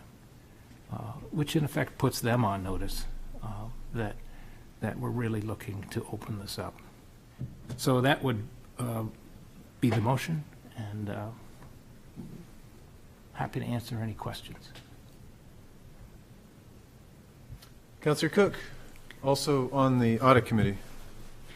I just wanted to echo what Councillor Tabor said. It's really important that we get the process right. Financials are really critical for the city. That's a critical role for the City Council, and we have to make sure that we are following the best process possible. I think it's a wise decision to move forward with a one-year contract with our current auditor, and then go out to bid again as soon as possible for a longer-term contract for both non-attest services and the audit. Councilor Moreau. I'm just wondering if this is even possible where we're doing the 1 year with Melanson. I know that there's been a lot of comment out there about having the same company do it over and over again. Can we specifically request a fresh new team that hasn't done the city before within the company? I don't know if that's possible, but I thought I'd put it out there in the discussions because it might be a way to help alleviate any concerns that there might be out there. That would be a question likely for the Deputy City Attorney, Assistant City Manager. She didn't know I was going to make her Suzanne come down. Woodland. And still, I We got knew it the out name for before her. you got up there. Yeah. So there has already been some turnover in the team since last year due to the nature of they lost some employees and have added some employees. And the principal, Alina Korsak, I think this is only her second or third year, maybe it's the third year. So she would be finishing up the rotation. They have a rotation period at Melanson. I think it would be difficult to, given that it's March, to dictate that there must be a change because they already do that in terms of their rotation. So. Okay, thank you. Councillor Bagley. Yeah, thank you, Your Honor. So I guess in the discussion and hearing from the councilors that were on the audit committee, appreciating the work that everybody did, in my personal job or private job, I guess you'd say, I often deal with contracts because I sell large commercial equipment. And when I sell to what we call a mom and pop manufacturing plant, it's very easy. You walk in, you talk to the owner, you close the deal with him or her, and you're on your way. I also deal with tier 1 defense contractors, universities, all around the world. And it's a very strident, rigorous process where once the RFP goes out, there's a lot of rules to make sure that it happens in a very fair and transparent way. If you don't have that background, you may not be aware of how challenging those rules can be to follow sometimes. And it sounds like maybe the rules were not followed as well as they could have been. So I think this is a good compromise where we kind of take a mulligan. We do 1 more year. I think all of us are aware that everybody would like to try a new audit firm since it's been such a long time. But I don't think we want to do it with such an important thing as the city finances. We want to make sure that we cross every T and dot every I, in my opinion. So I think this is a reasonable compromise. Thank you, Councillor Bagley. Councillor Tabor. Yeah, and I just did want to add too, because I think this process had to go on in non-public because we had competitive bidding going on, and it's awkward if you start doing that in public session because one bidder sees, or there's a discussion of the other bidder. But what we did also do, and this was good work by all the citizens on this committee, we did extensive interviews of the 2 firms. We checked references. The whole committee was in on reference calls. We developed a matrix that's 70% the qualitative abilities of the firms, 30% the cost. And so all that good work, I would hope, would go into the second process. and hopefully we get more bidders. Thank you, Councilor Tabor. I will just add, if there are no other comments or questions, that I appreciate the work of the audit firm or the audit committee. I appreciate the work of the council, of staff, and of the citizens that served on the committee. I think that when I supported this 2 years ago, it was in recognition that this was an opportunity to bring greater transparency to the city of Portsmouth's finances, how we spend your money in an effort to serve you, the citizen. It's unfortunate that there were a slight breakdown in process, a process that is important. I don't believe any of these were with ill intent, but in representing the government and the people, we have to follow a process, and that process has to be able to sustain scrutiny. And I do not believe that it could sustain that scrutiny in this event. So I appreciate that the recommendation has been basically to start this process over in a matter of months. And so when August comes and this is developed, I am confident that the work that the audit committee, good work that the audit committee has done, will not be in vain, and that the city of Portsmouth can see exactly the caliber of people that we have and the seriousness we take when it comes to taxpayer finances. So with that, I will have a roll call vote on the motion. If we could just read the motion back, Kelly, because Councilor Tabor, he editorialized after. I just want to make sure that I'm not agreeing to any of that. Okay. That we maintain Melanson for 1 year and then have another RFP process in August. Perfect. Okay. Everyone understand the motion? Yes. Assistant Mayor Kelly? Yes. Councilor Tabor? Yes. Councilor Denton has left. Councilor Moreau? Yes. Councilor Bagley? Yes. Councilor Lombardi? Yes. Councilor Blaylock? Yes. Councilor Cook? Yes. Mayor McCachran? Yes. Unanimous. Next up, we've already tackled Josh's or Councilor Denton's in anticipation of his earlier departure. Next up is Councilor Bagley. First item, action items needing approval by City Council. Thank you, Your Honor. Yeah, so as the council representative on the Parking, Traffic, and Safety Committee, I will from time to time have to bring forward things for council approval. And tonight, action items needing approval by the City Council. Acceptance of November 16th, 2021 minutes authorizes implementation of temporary parking and traffic regulation for creation of loading zones as metered parking inventory for designated times. And acceptance of November 16th, 2021 minutes authorizes the conversion of 3 unmetered parking spaces on Market Street to metered spaces in Zone B, standard occupancy zone. And do we want to do those two first? Yes, we'll take these first and then we'll go to the second. If I get a second, I'll speak further. I'll second. And so, sorry, just the motion again is to move to accept, first the acceptance of, we'll take November 16th first, if that, move to accept that. Okay. Okay. Yes, Your Honor. So you have a second with Councilor Lombardi? Yes. Okay. So what we're doing here is actually, I hope there's a lot of people at home watching because we're going to create, I think it's 39 parking spaces downtown.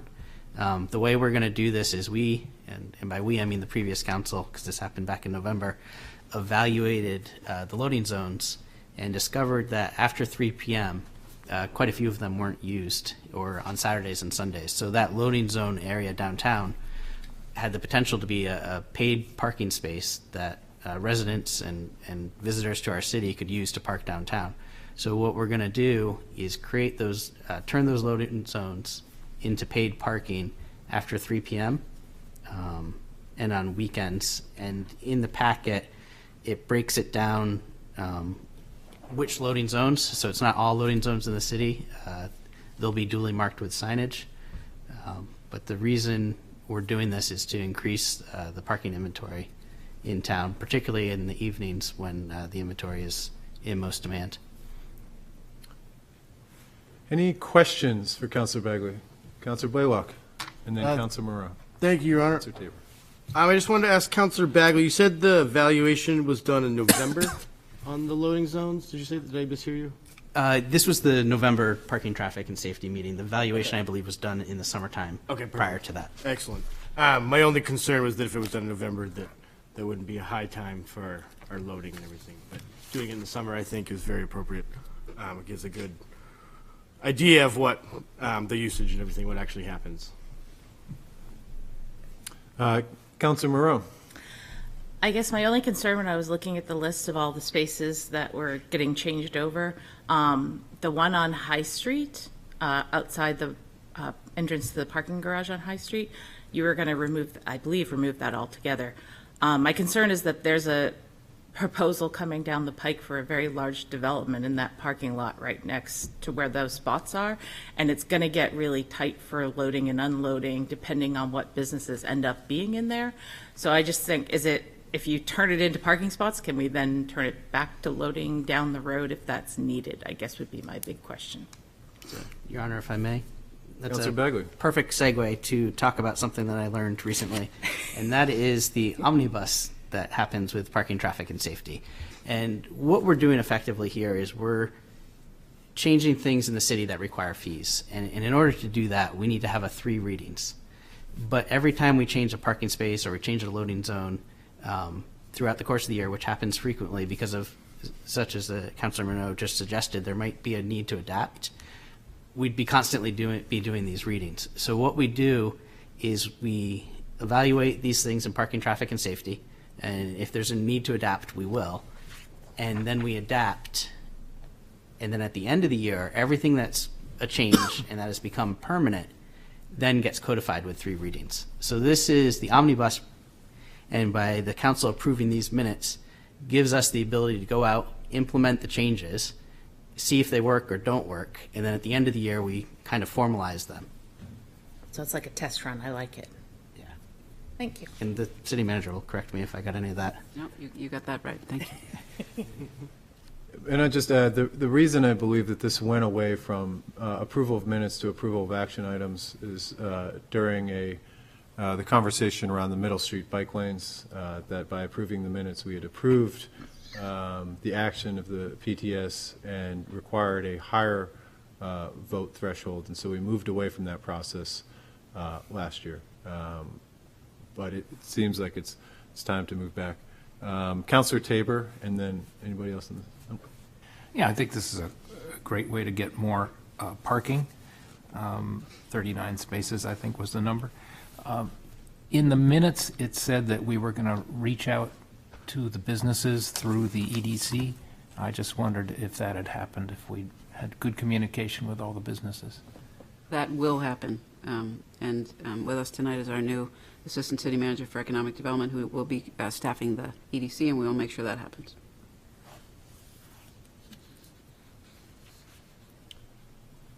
Any other questions, comments on this? I just had 2 brief ones. One on the reaching out to the businesses, making sure that we have we're going above and beyond to make sure that we get a response, or if we don't get a response, a leaflet or something. It seems like a small enough area that we can do the same type of outreach as we do for Middle Street bike lane projects, and I think an opportunity is these so everybody knows how to use QR codes now, for any signage to include a QR code that would bring them to the proper area to be able to give feedback. Second, I just had a question for Councilor Bagley on this. If it is a loading zone, and somebody's parking in that loading zone, they have until 3 o'clock. Are there businesses that have deliveries after 3 o'clock? And then how is this taking into account any business that would be maybe negatively impacted by a load or a need to unload after 3 o'clock?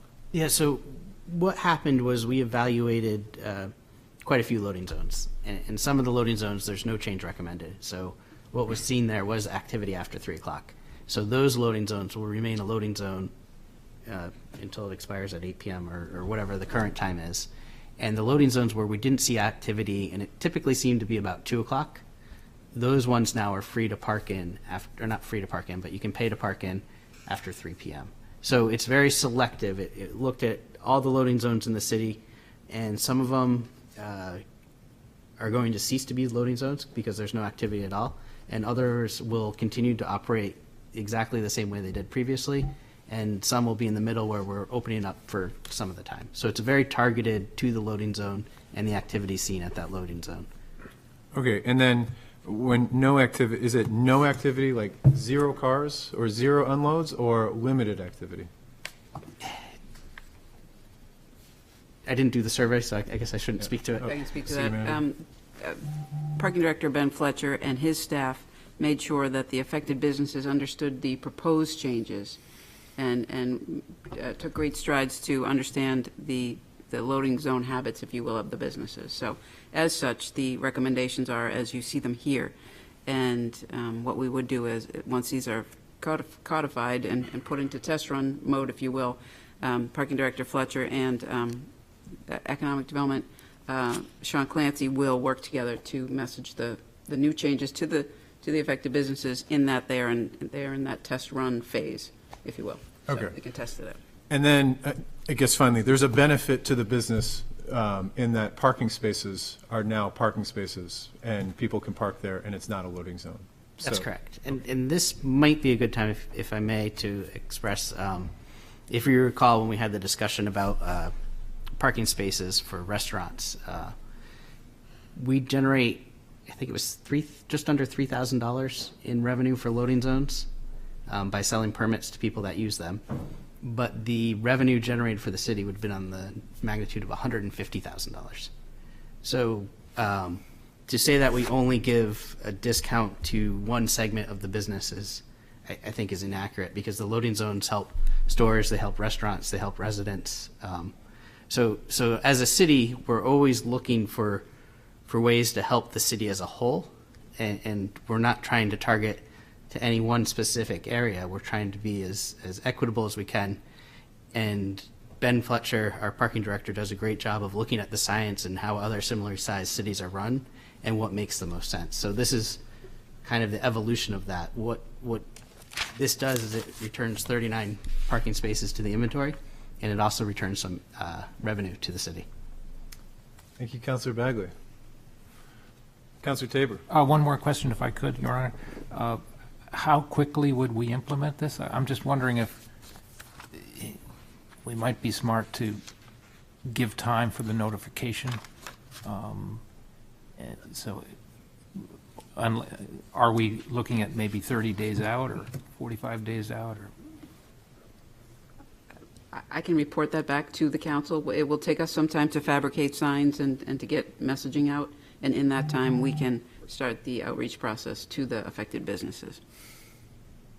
But I'll bring a report back on time frame to the group. Your Honor, I guess it may be this, since we haven't created the signs yet, would it be possible to put either a QR code or some sort of contact point to the parking office for people that may have concerns or questions on these signs? Does that make sense? I'm not sure if it does. But. Yeah, I'll speak with the staff and provide that as part of the report back, but I'm happy to advance that request. Thank you, Councilor Bagley. I appreciate the work on this and the work of the PTS of last year of moving this forward. There's a lot of work to do in the city, and to have committees that are focused on efforts like this is certainly appreciated, to be able to dive into the details.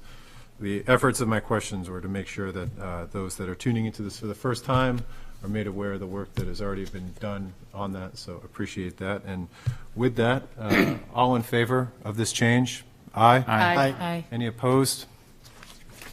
Thank you. Still on you with the conversion of Yeah, so conversion of 3 unmetered parking spaces adjacent to the park at Market Street and Russell Street to Zone B, and that's Bohenko Park, I believe. And if we, if the motion would be to acceptance of the November 16th, 2021 minutes, authorizes the conversions of 3 unmetered parking spaces on Market Street to metered spaces in Zone B, standard occupancy zone. Is there a second? Second. And just to speak to this, once again, it has to come before the council because it's creating a fee for our residents to pay. We're constantly evaluating our parking inventory, and I believe the goal is to have 85% occupancy. Once that number exceeds 85%, we want to adjust either the price of the parking or start to charge for the parking. The goal is to have that 85% occupancy number, and this would get us closer to that goal. Any other questions, comments? All in favor? Aye. All right. One more.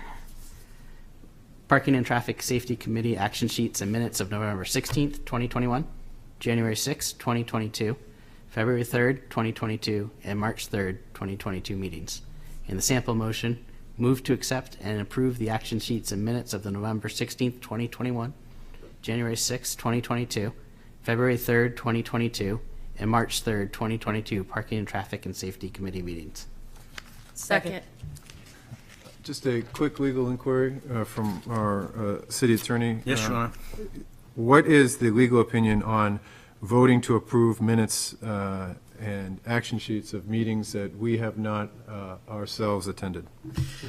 There are two things that apply, Your Honor. Just a general principle of parliamentary law, Robert's Rules of Order kind of thing, is that acceptance of a recommended action of a subcommittee accepts those actions.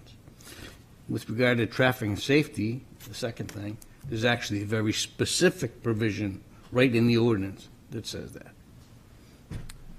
So we would be within our duties, to put this in plain English that I can understand, to accept these minutes as part of our duty as a city council as required in the ordinance of PTS. Your Honor, when you had mentioned the bicycle bollards on Middle Road, it froze the blood in my veins because of the significance of what you were saying. And that is the point you just made as well, and it is accurate. Thank you. I hesitated to bring it up. All right. With that, are there any further questions or comments from the council before vote? All in favor? Aye. Any opposed? All right. Thank you, Councilor Bagley. Appreciate the work you've been doing on PTS. Next up is the approvals of grants and donations. First up is acceptance of donations to the Portsmouth 400th. First, Roberta Keenan, $50. Next is Peter and Kathleen Somsich for $623. A sample motion move to approve and accept the donations as presented. So moved. Second. And I would just like to thank everyone who has donated and appreciate continued support of the 400th. All in favor? Aye. And then the approval of the Clean Water State Revolving Fund, or CWSRF, and the American Rescue Plan Act, ARPA, grant for wastewater infrastructure projects. Sample motion move to approve and accept grants for the City of Portsmouth up to $2,080,500 from the Clean Water State Revolving Fund as presented. So moved. Second. A question from Councilor Cook. Yes, I wanted to ask the city manager a question if possible. I'm wanting to know if this has any impact at all on our other ARPA funds, specifically how we can use them or not use them if we're accepting additional funds from the state. Happy to answer that question, Your Honor. The city went out and procured the availability of grant funds separate and apart from the ARPA funding that is coming straight to the city. So in this case, the funding we are seeking and got approval from the New Hampshire Department of Environmental Services does not preclude us from using our own allocation of ARPA funding for similar type projects. I hope that answers your question. Great question, Councillor Cook. Any others? All in favor? Aye. All right. On to the city manager's informational items. First, on to you. Thanks, Mayor. The first of 4 that we have for you this evening is the long-awaited memo from Pillar Design Studios outlining the process that will take the contemplated skate park and pump track through design into construction. And this was provided by the firm. This firm has the ability to do both design build and design bid build, and that is a decision the city will make once we've achieved 30% design of the project. And I just want to make that known to the group. And the second page of the memo speaks to a proposed schedule, which takes design tasks through the summer, getting us to 30%, and then to get us to 100% design by the end of the calendar year. That's the goal. And then to look to construction in the spring of 2023. Happy to answer any questions, and I also have DPW Director Rice here with me. Any questions, comments? Councillor Blaylock. Thank you, Your Honor. I'd just like to say the skateboard park committee has been working very hard, working with Peter Rice and Todd Henley. They've been doing a great job, and the process has been moving along nicely. We're anxious to get to this 30% part where we can kind of decide what direction we go. But I also want to remind the public we are raising funds for the lights of the skate park. So we're accepting donations. You can donate right on the city website. We're also having a fundraiser at 3S Art Space next month and hope to raise a lot of money for the lights and light these kids up so they can skate. So Thanks, Councillor Blaylock. All right. Next up under, sorry, Assistant Mayor. From my Rowan days, I don't turn this way as easily. It's okay. My question would be for, I guess, the city manager. Have we committed a signed contract to Pillar for design and construction, or will be the process our normal RFP process to then? It will be an RFP process to commit beyond the design phase. And I'm looking at Peter Rice, who tells me we are committed with Pillar through the design phase. And then beyond design, we would need to go out for RFP. Thank you. All right. Any other questions? Next up would be the update on the proposed Daniel Street construction to take place in the month of April into early May. This relates to the project being conducted by McNabb Properties, known as Brick Market at 60 Penhallow Street. And there will be weekday work on the street block of Daniel between Penhallow and Market Square, which will cause at times disruption to the flow of traffic. As mentioned, the bulk of the work will take place in the month of April and into early May, with repaving to follow. Severino Construction is the contractor that McNabb has hired to do this work. And there are really 2 sets of work. One is relegated to the street, for which there will be detours. The street work includes drain line and electric utility work. And then there will be concurrent and subsequent work that is outside of the street realm specifically. It'll include sidewalk reconstruction, new curbing, the facade work that you've seen and you will continue to see.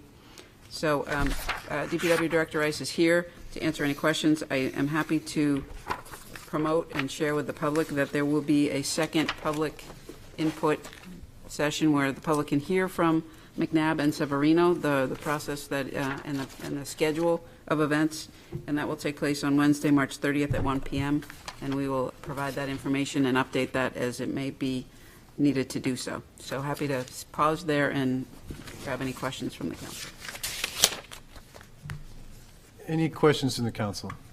Councillor Bagley, Councillor Cook, Councillor Moreau. Are any of these for Peter Rice? Should he start walking? All right, Peter. Sorry, Peter. Would you mind coming up? Oh, this is steps. He's getting his steps in. He's been sitting for 2 hours here.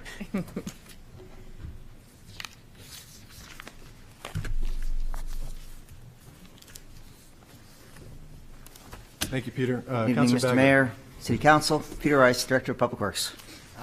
So specifically, it sounds like this is for infrastructure, stormwater and underground wiring, but it says to replace existing underground wiring. Will the above-ground wiring, for the most part, also be moving underground?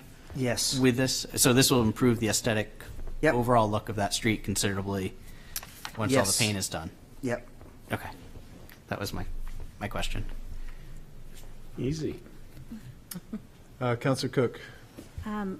We have received some comments from local businesses who are clearly concerned about the impact of construction on their businesses. What efforts are we taking at the city level to increase signage so that everybody knows the businesses are open?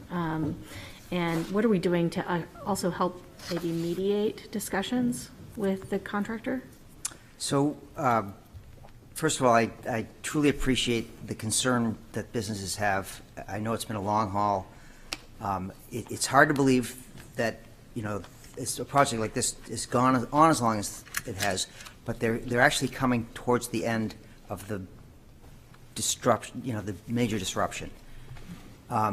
We are talking to the contractor and the developer about preparing signage that says, businesses are open, please, cater to them or please go to them. We're working to make sure we as a department meet with them on a weekly basis to make sure we understand what the disruptions are and to make sure that they're communicating on a regular basis. Construction in and of itself is disruptive. To have not adequate coordination on top of it makes it that much more difficult for businesses to anticipate day-to-day fluctuations and challenges and impacts to them. What we're trying to do is we're trying to help facilitate that communication, working with the deputy city manager as well as the manager, reaching out to the developer and trying, working to make sure that happens.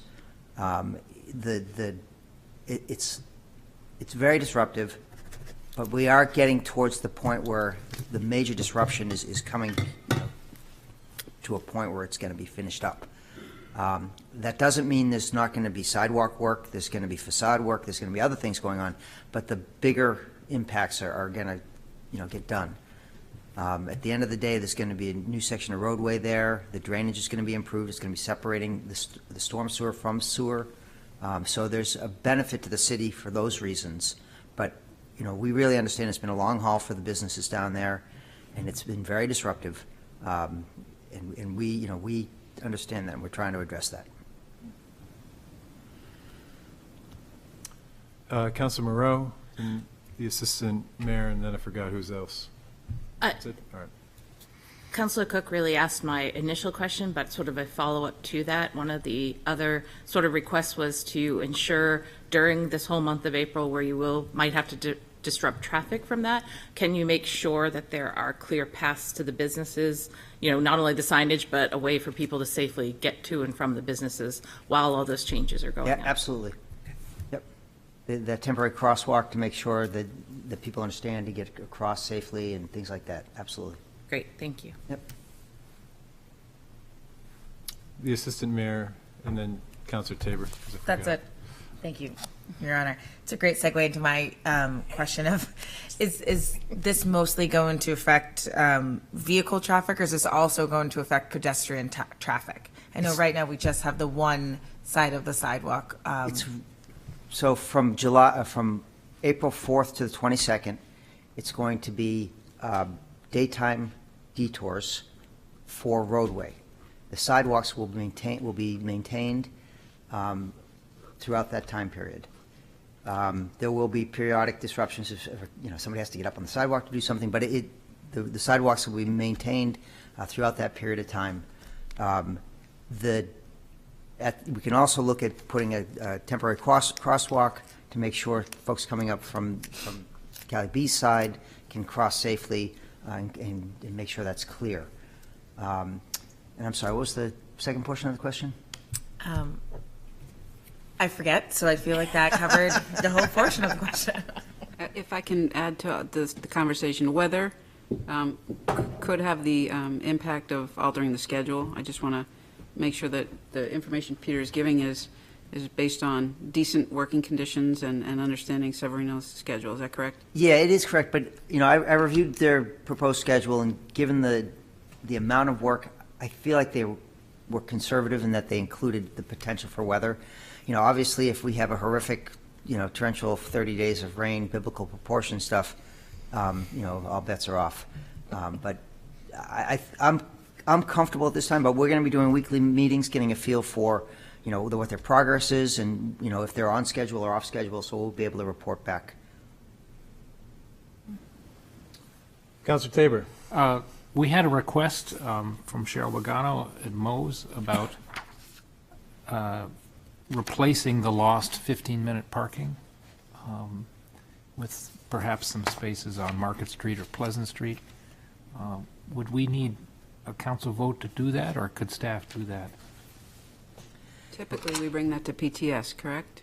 Or does it originate there and come It depends on the duration. I mean, if it's a short duration related to construction, and it's not more than 30 days, we can do it as a simple administrative action.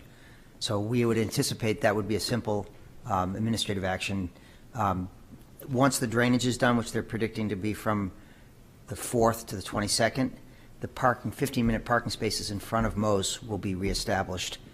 So it won't be a loss of that traffic or the parking for that entire duration of the work. It'll be just during the first 20 some odd days. Okay, so that would be within the duration that we could do something administratively.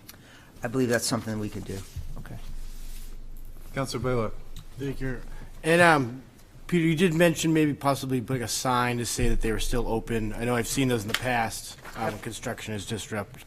Yeah, I believe we either reached out or we will be reaching out to the developer to prepare those signs. Excellent, thank you. Yep. I had a couple of questions, Peter. Thank you for all the work on this.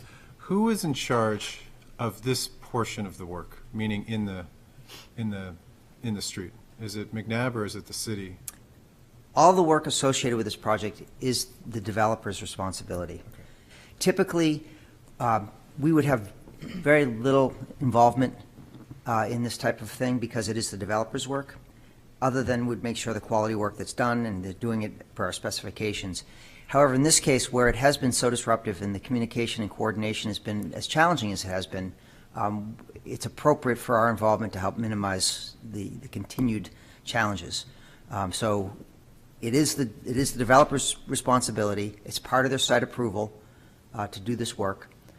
So it clearly rests in their area. However, when we see challenges and problems, we don't turn our back and walk away. We have to step up and help out. So that's where we're at right now. Okay. And it's appreciated. I think that we've learned a lot in this project, and we'll take it to other projects that will have similar impacts in the city going forward. And, we're not short of those projects.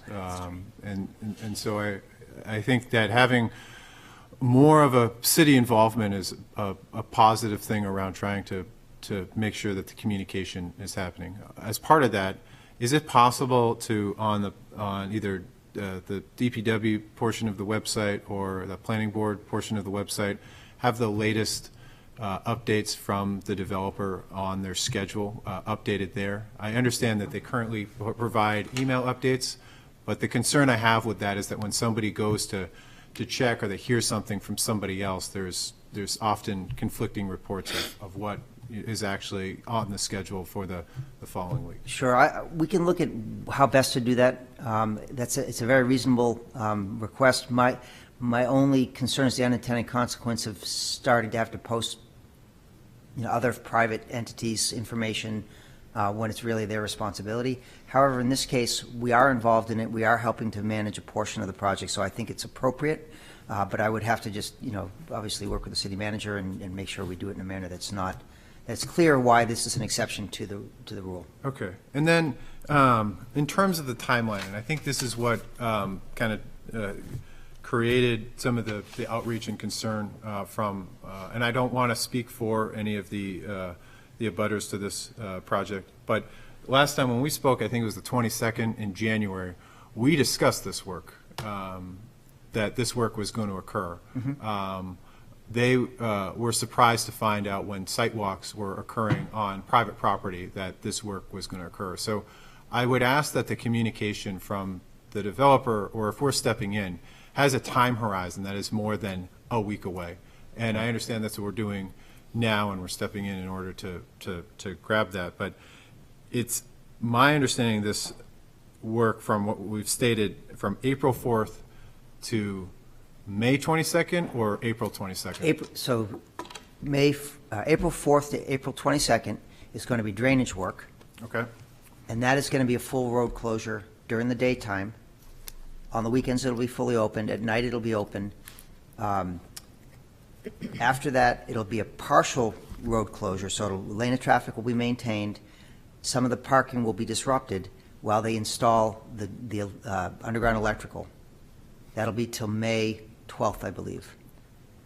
After that, it'll be curbing and sidewalk, which is really compressed against the side, and that'll be it won't be disruptive earthwork in the roadway. It'll be curbing and brickwork and facade work on the side of the building. And that will go until the end of May? That'll go into so the electrical work goes into middle May, and then the curbing is anticipated to be about a week, and then the sidewalk, which pushes it out into May. They're predicting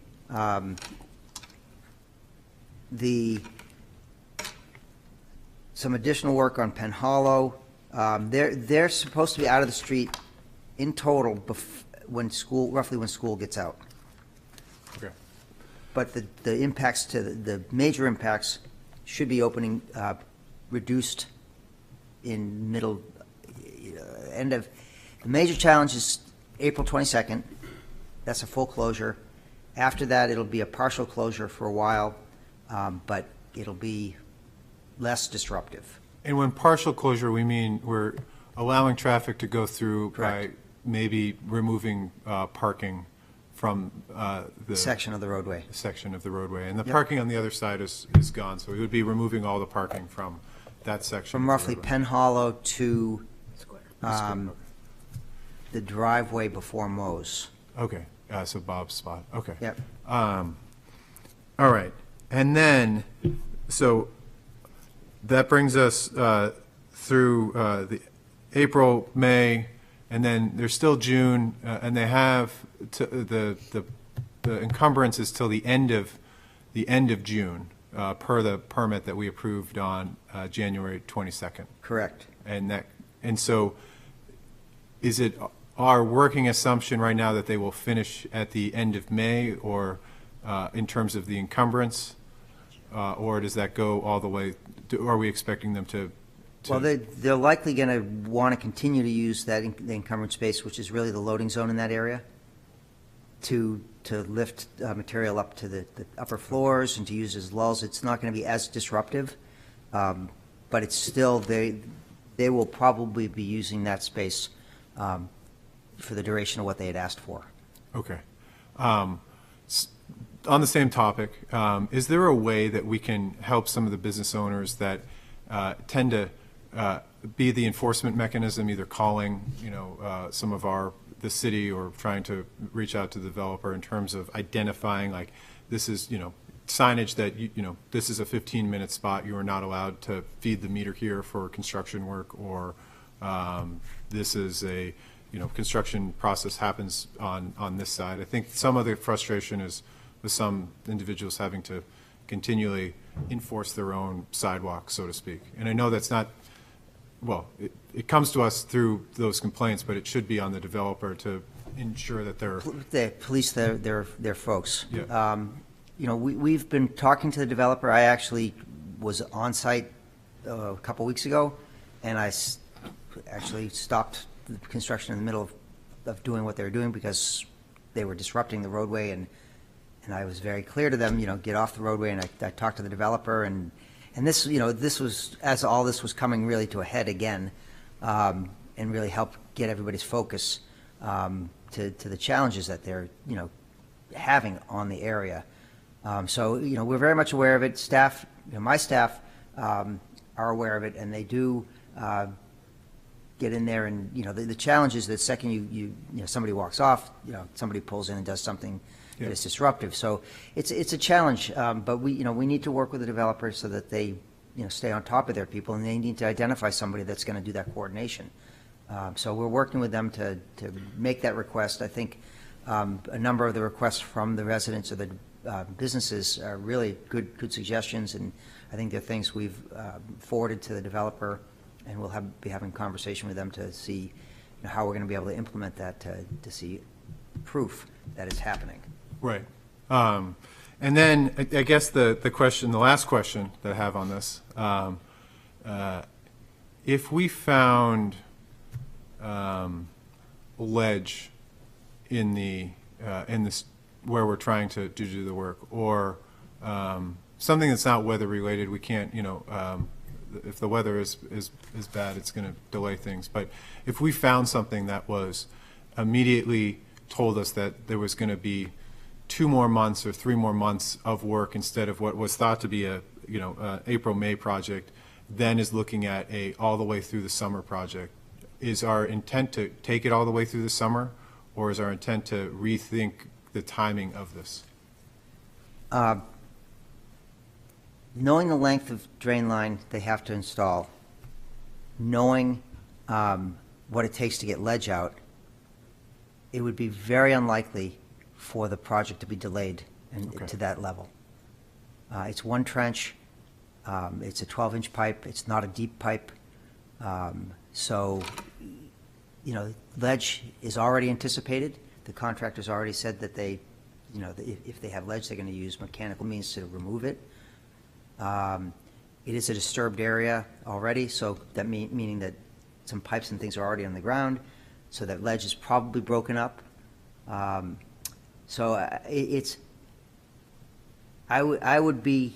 We will find out very quickly if there's going to be any delays, and we will report back. But I would not anticipate it being pushed, the road work being pushed out that far. All right. Well, I thank you for this. I think, that it's coming to the end is a positive thing. People have, at least myself, I remember, the last 15 minutes of meetings more than I remember the first 15 minutes. So, hopefully the developer can finish, in accelerating with communication, understanding that it's important to set the example of the type of communication that they have with the abutters in large downtown projects that require close quarters and action, to make sure that we're closing the encumbrance aspect of this out in a high level, so that there's a feeling that people are being listened to, and thoughts and concerns are being met with empathy and understanding that it is a business to build buildings, but it's also businesses that their livelihoods and reputations and futures depend on them being able to serve their customers. If you recall the State Street project, that was a city-run project. We did extensive outreach. We did a advertising campaign. We had dig State Street signs. We had regular meetings. It was very disruptive, but the communication as part of our project was consistent, and that's what we need to approach these projects are. When private developers are doing this, we need to hold them to the same type of care that we would do for the projects. And so that's, unfortunately, that's a lesson learned, a little too, it's not too late, but it's later in the game, and it'd be nice, next time around we'll be that much more aware and that much more on top of it. And there's, bad news is always, it's always better the sooner I hear it. And I think that is for most people as well. And there's a lot of externalities here with COVID and a lot going on. So appreciate it, Peter. I appreciate the time that the city staff has put into this. If there's no other questions, I will finally let the city manager move on to our last informational item. Before I do, Mayor, I just want to share with the group that in response to our demands, really, for a heightened sensitivity to the needs of the abutters, the developer has put a new person, not new to their staff, but new to the project, on for the sole purpose of helping keep an eye on their own subcontractors and other activities in the streets. And that gentleman has been responsive to our staff, and should add a heightened sensitivity to the overall project. Thank you. Number 3 of 4 is an update on the fact that we are now able to receive, or I can say that city customers, through our online payment partner and their work with PayPal, means customers of the city have the option of using cryptocurrency to make city payments. And what I can stress is that that is because of the third-party entity that's doing the cash exchange. Mayor, you know, we've talked about this several times, that the state is still working to allow state subdivisions, of which a municipality is one, to accept or own cryptocurrency. But for now, because of that third-party involvement, we can now receive payment from customers who would like to use cryptocurrency. So we just want to bring that to the council's attention. Any questions on that? I had one quick comment. I have asked for this. You know, from a standpoint of, I think there's a lot with the underlying technology of blockchain that a municipality can learn from. You know, I am definitely the type of person that I hear and I forget, I see and I remember, I do and I understand. And I hope that there's an opportunity for us to do more around this, just so that we are not missing out on anything, whether it's raising money or creating opportunities to, you know, have more trust in digital formats ongoing from a municipal level. So I will, at some point in the future, being a subcommittee that studies and focuses on this, and I would ask members of the public to reach out if there's a desire to be a part of this. Great, and last up this evening would be a wonderful announcement, and I want to acknowledge that in addition to Director Rice's efforts, we have Deputy Director Brian Getz and City Engineer Terry Damaris here. Through their concerted efforts over the past year in working with Carrie Thurman and Congressman Pappas's office, we are lucky to be the recipients of $600,000 in grant funding from the federal government through the Congressionally Directed Spending Projects line, really known as earmarks. You may recall, if you're a federal government junkie like me, that earmarks were popular and went away. They've made a comeback. And where I really should say is that, apologies for the typo in this memo, this is for the Little Bay Waterline Project. It makes reference to Great Bay, but it is Little Bay. But really, Brian and Terry impressed upon the Congressman's office and a panel of reviewers the importance of this regional project. And the good news is that $600,000 was signed into law. It will offset the more than $6 million in project costs, and we're excited. So they're here if anyone has questions, but it was a great effort by the whole team. Mm-hmm. Thanks, Brian and Terry.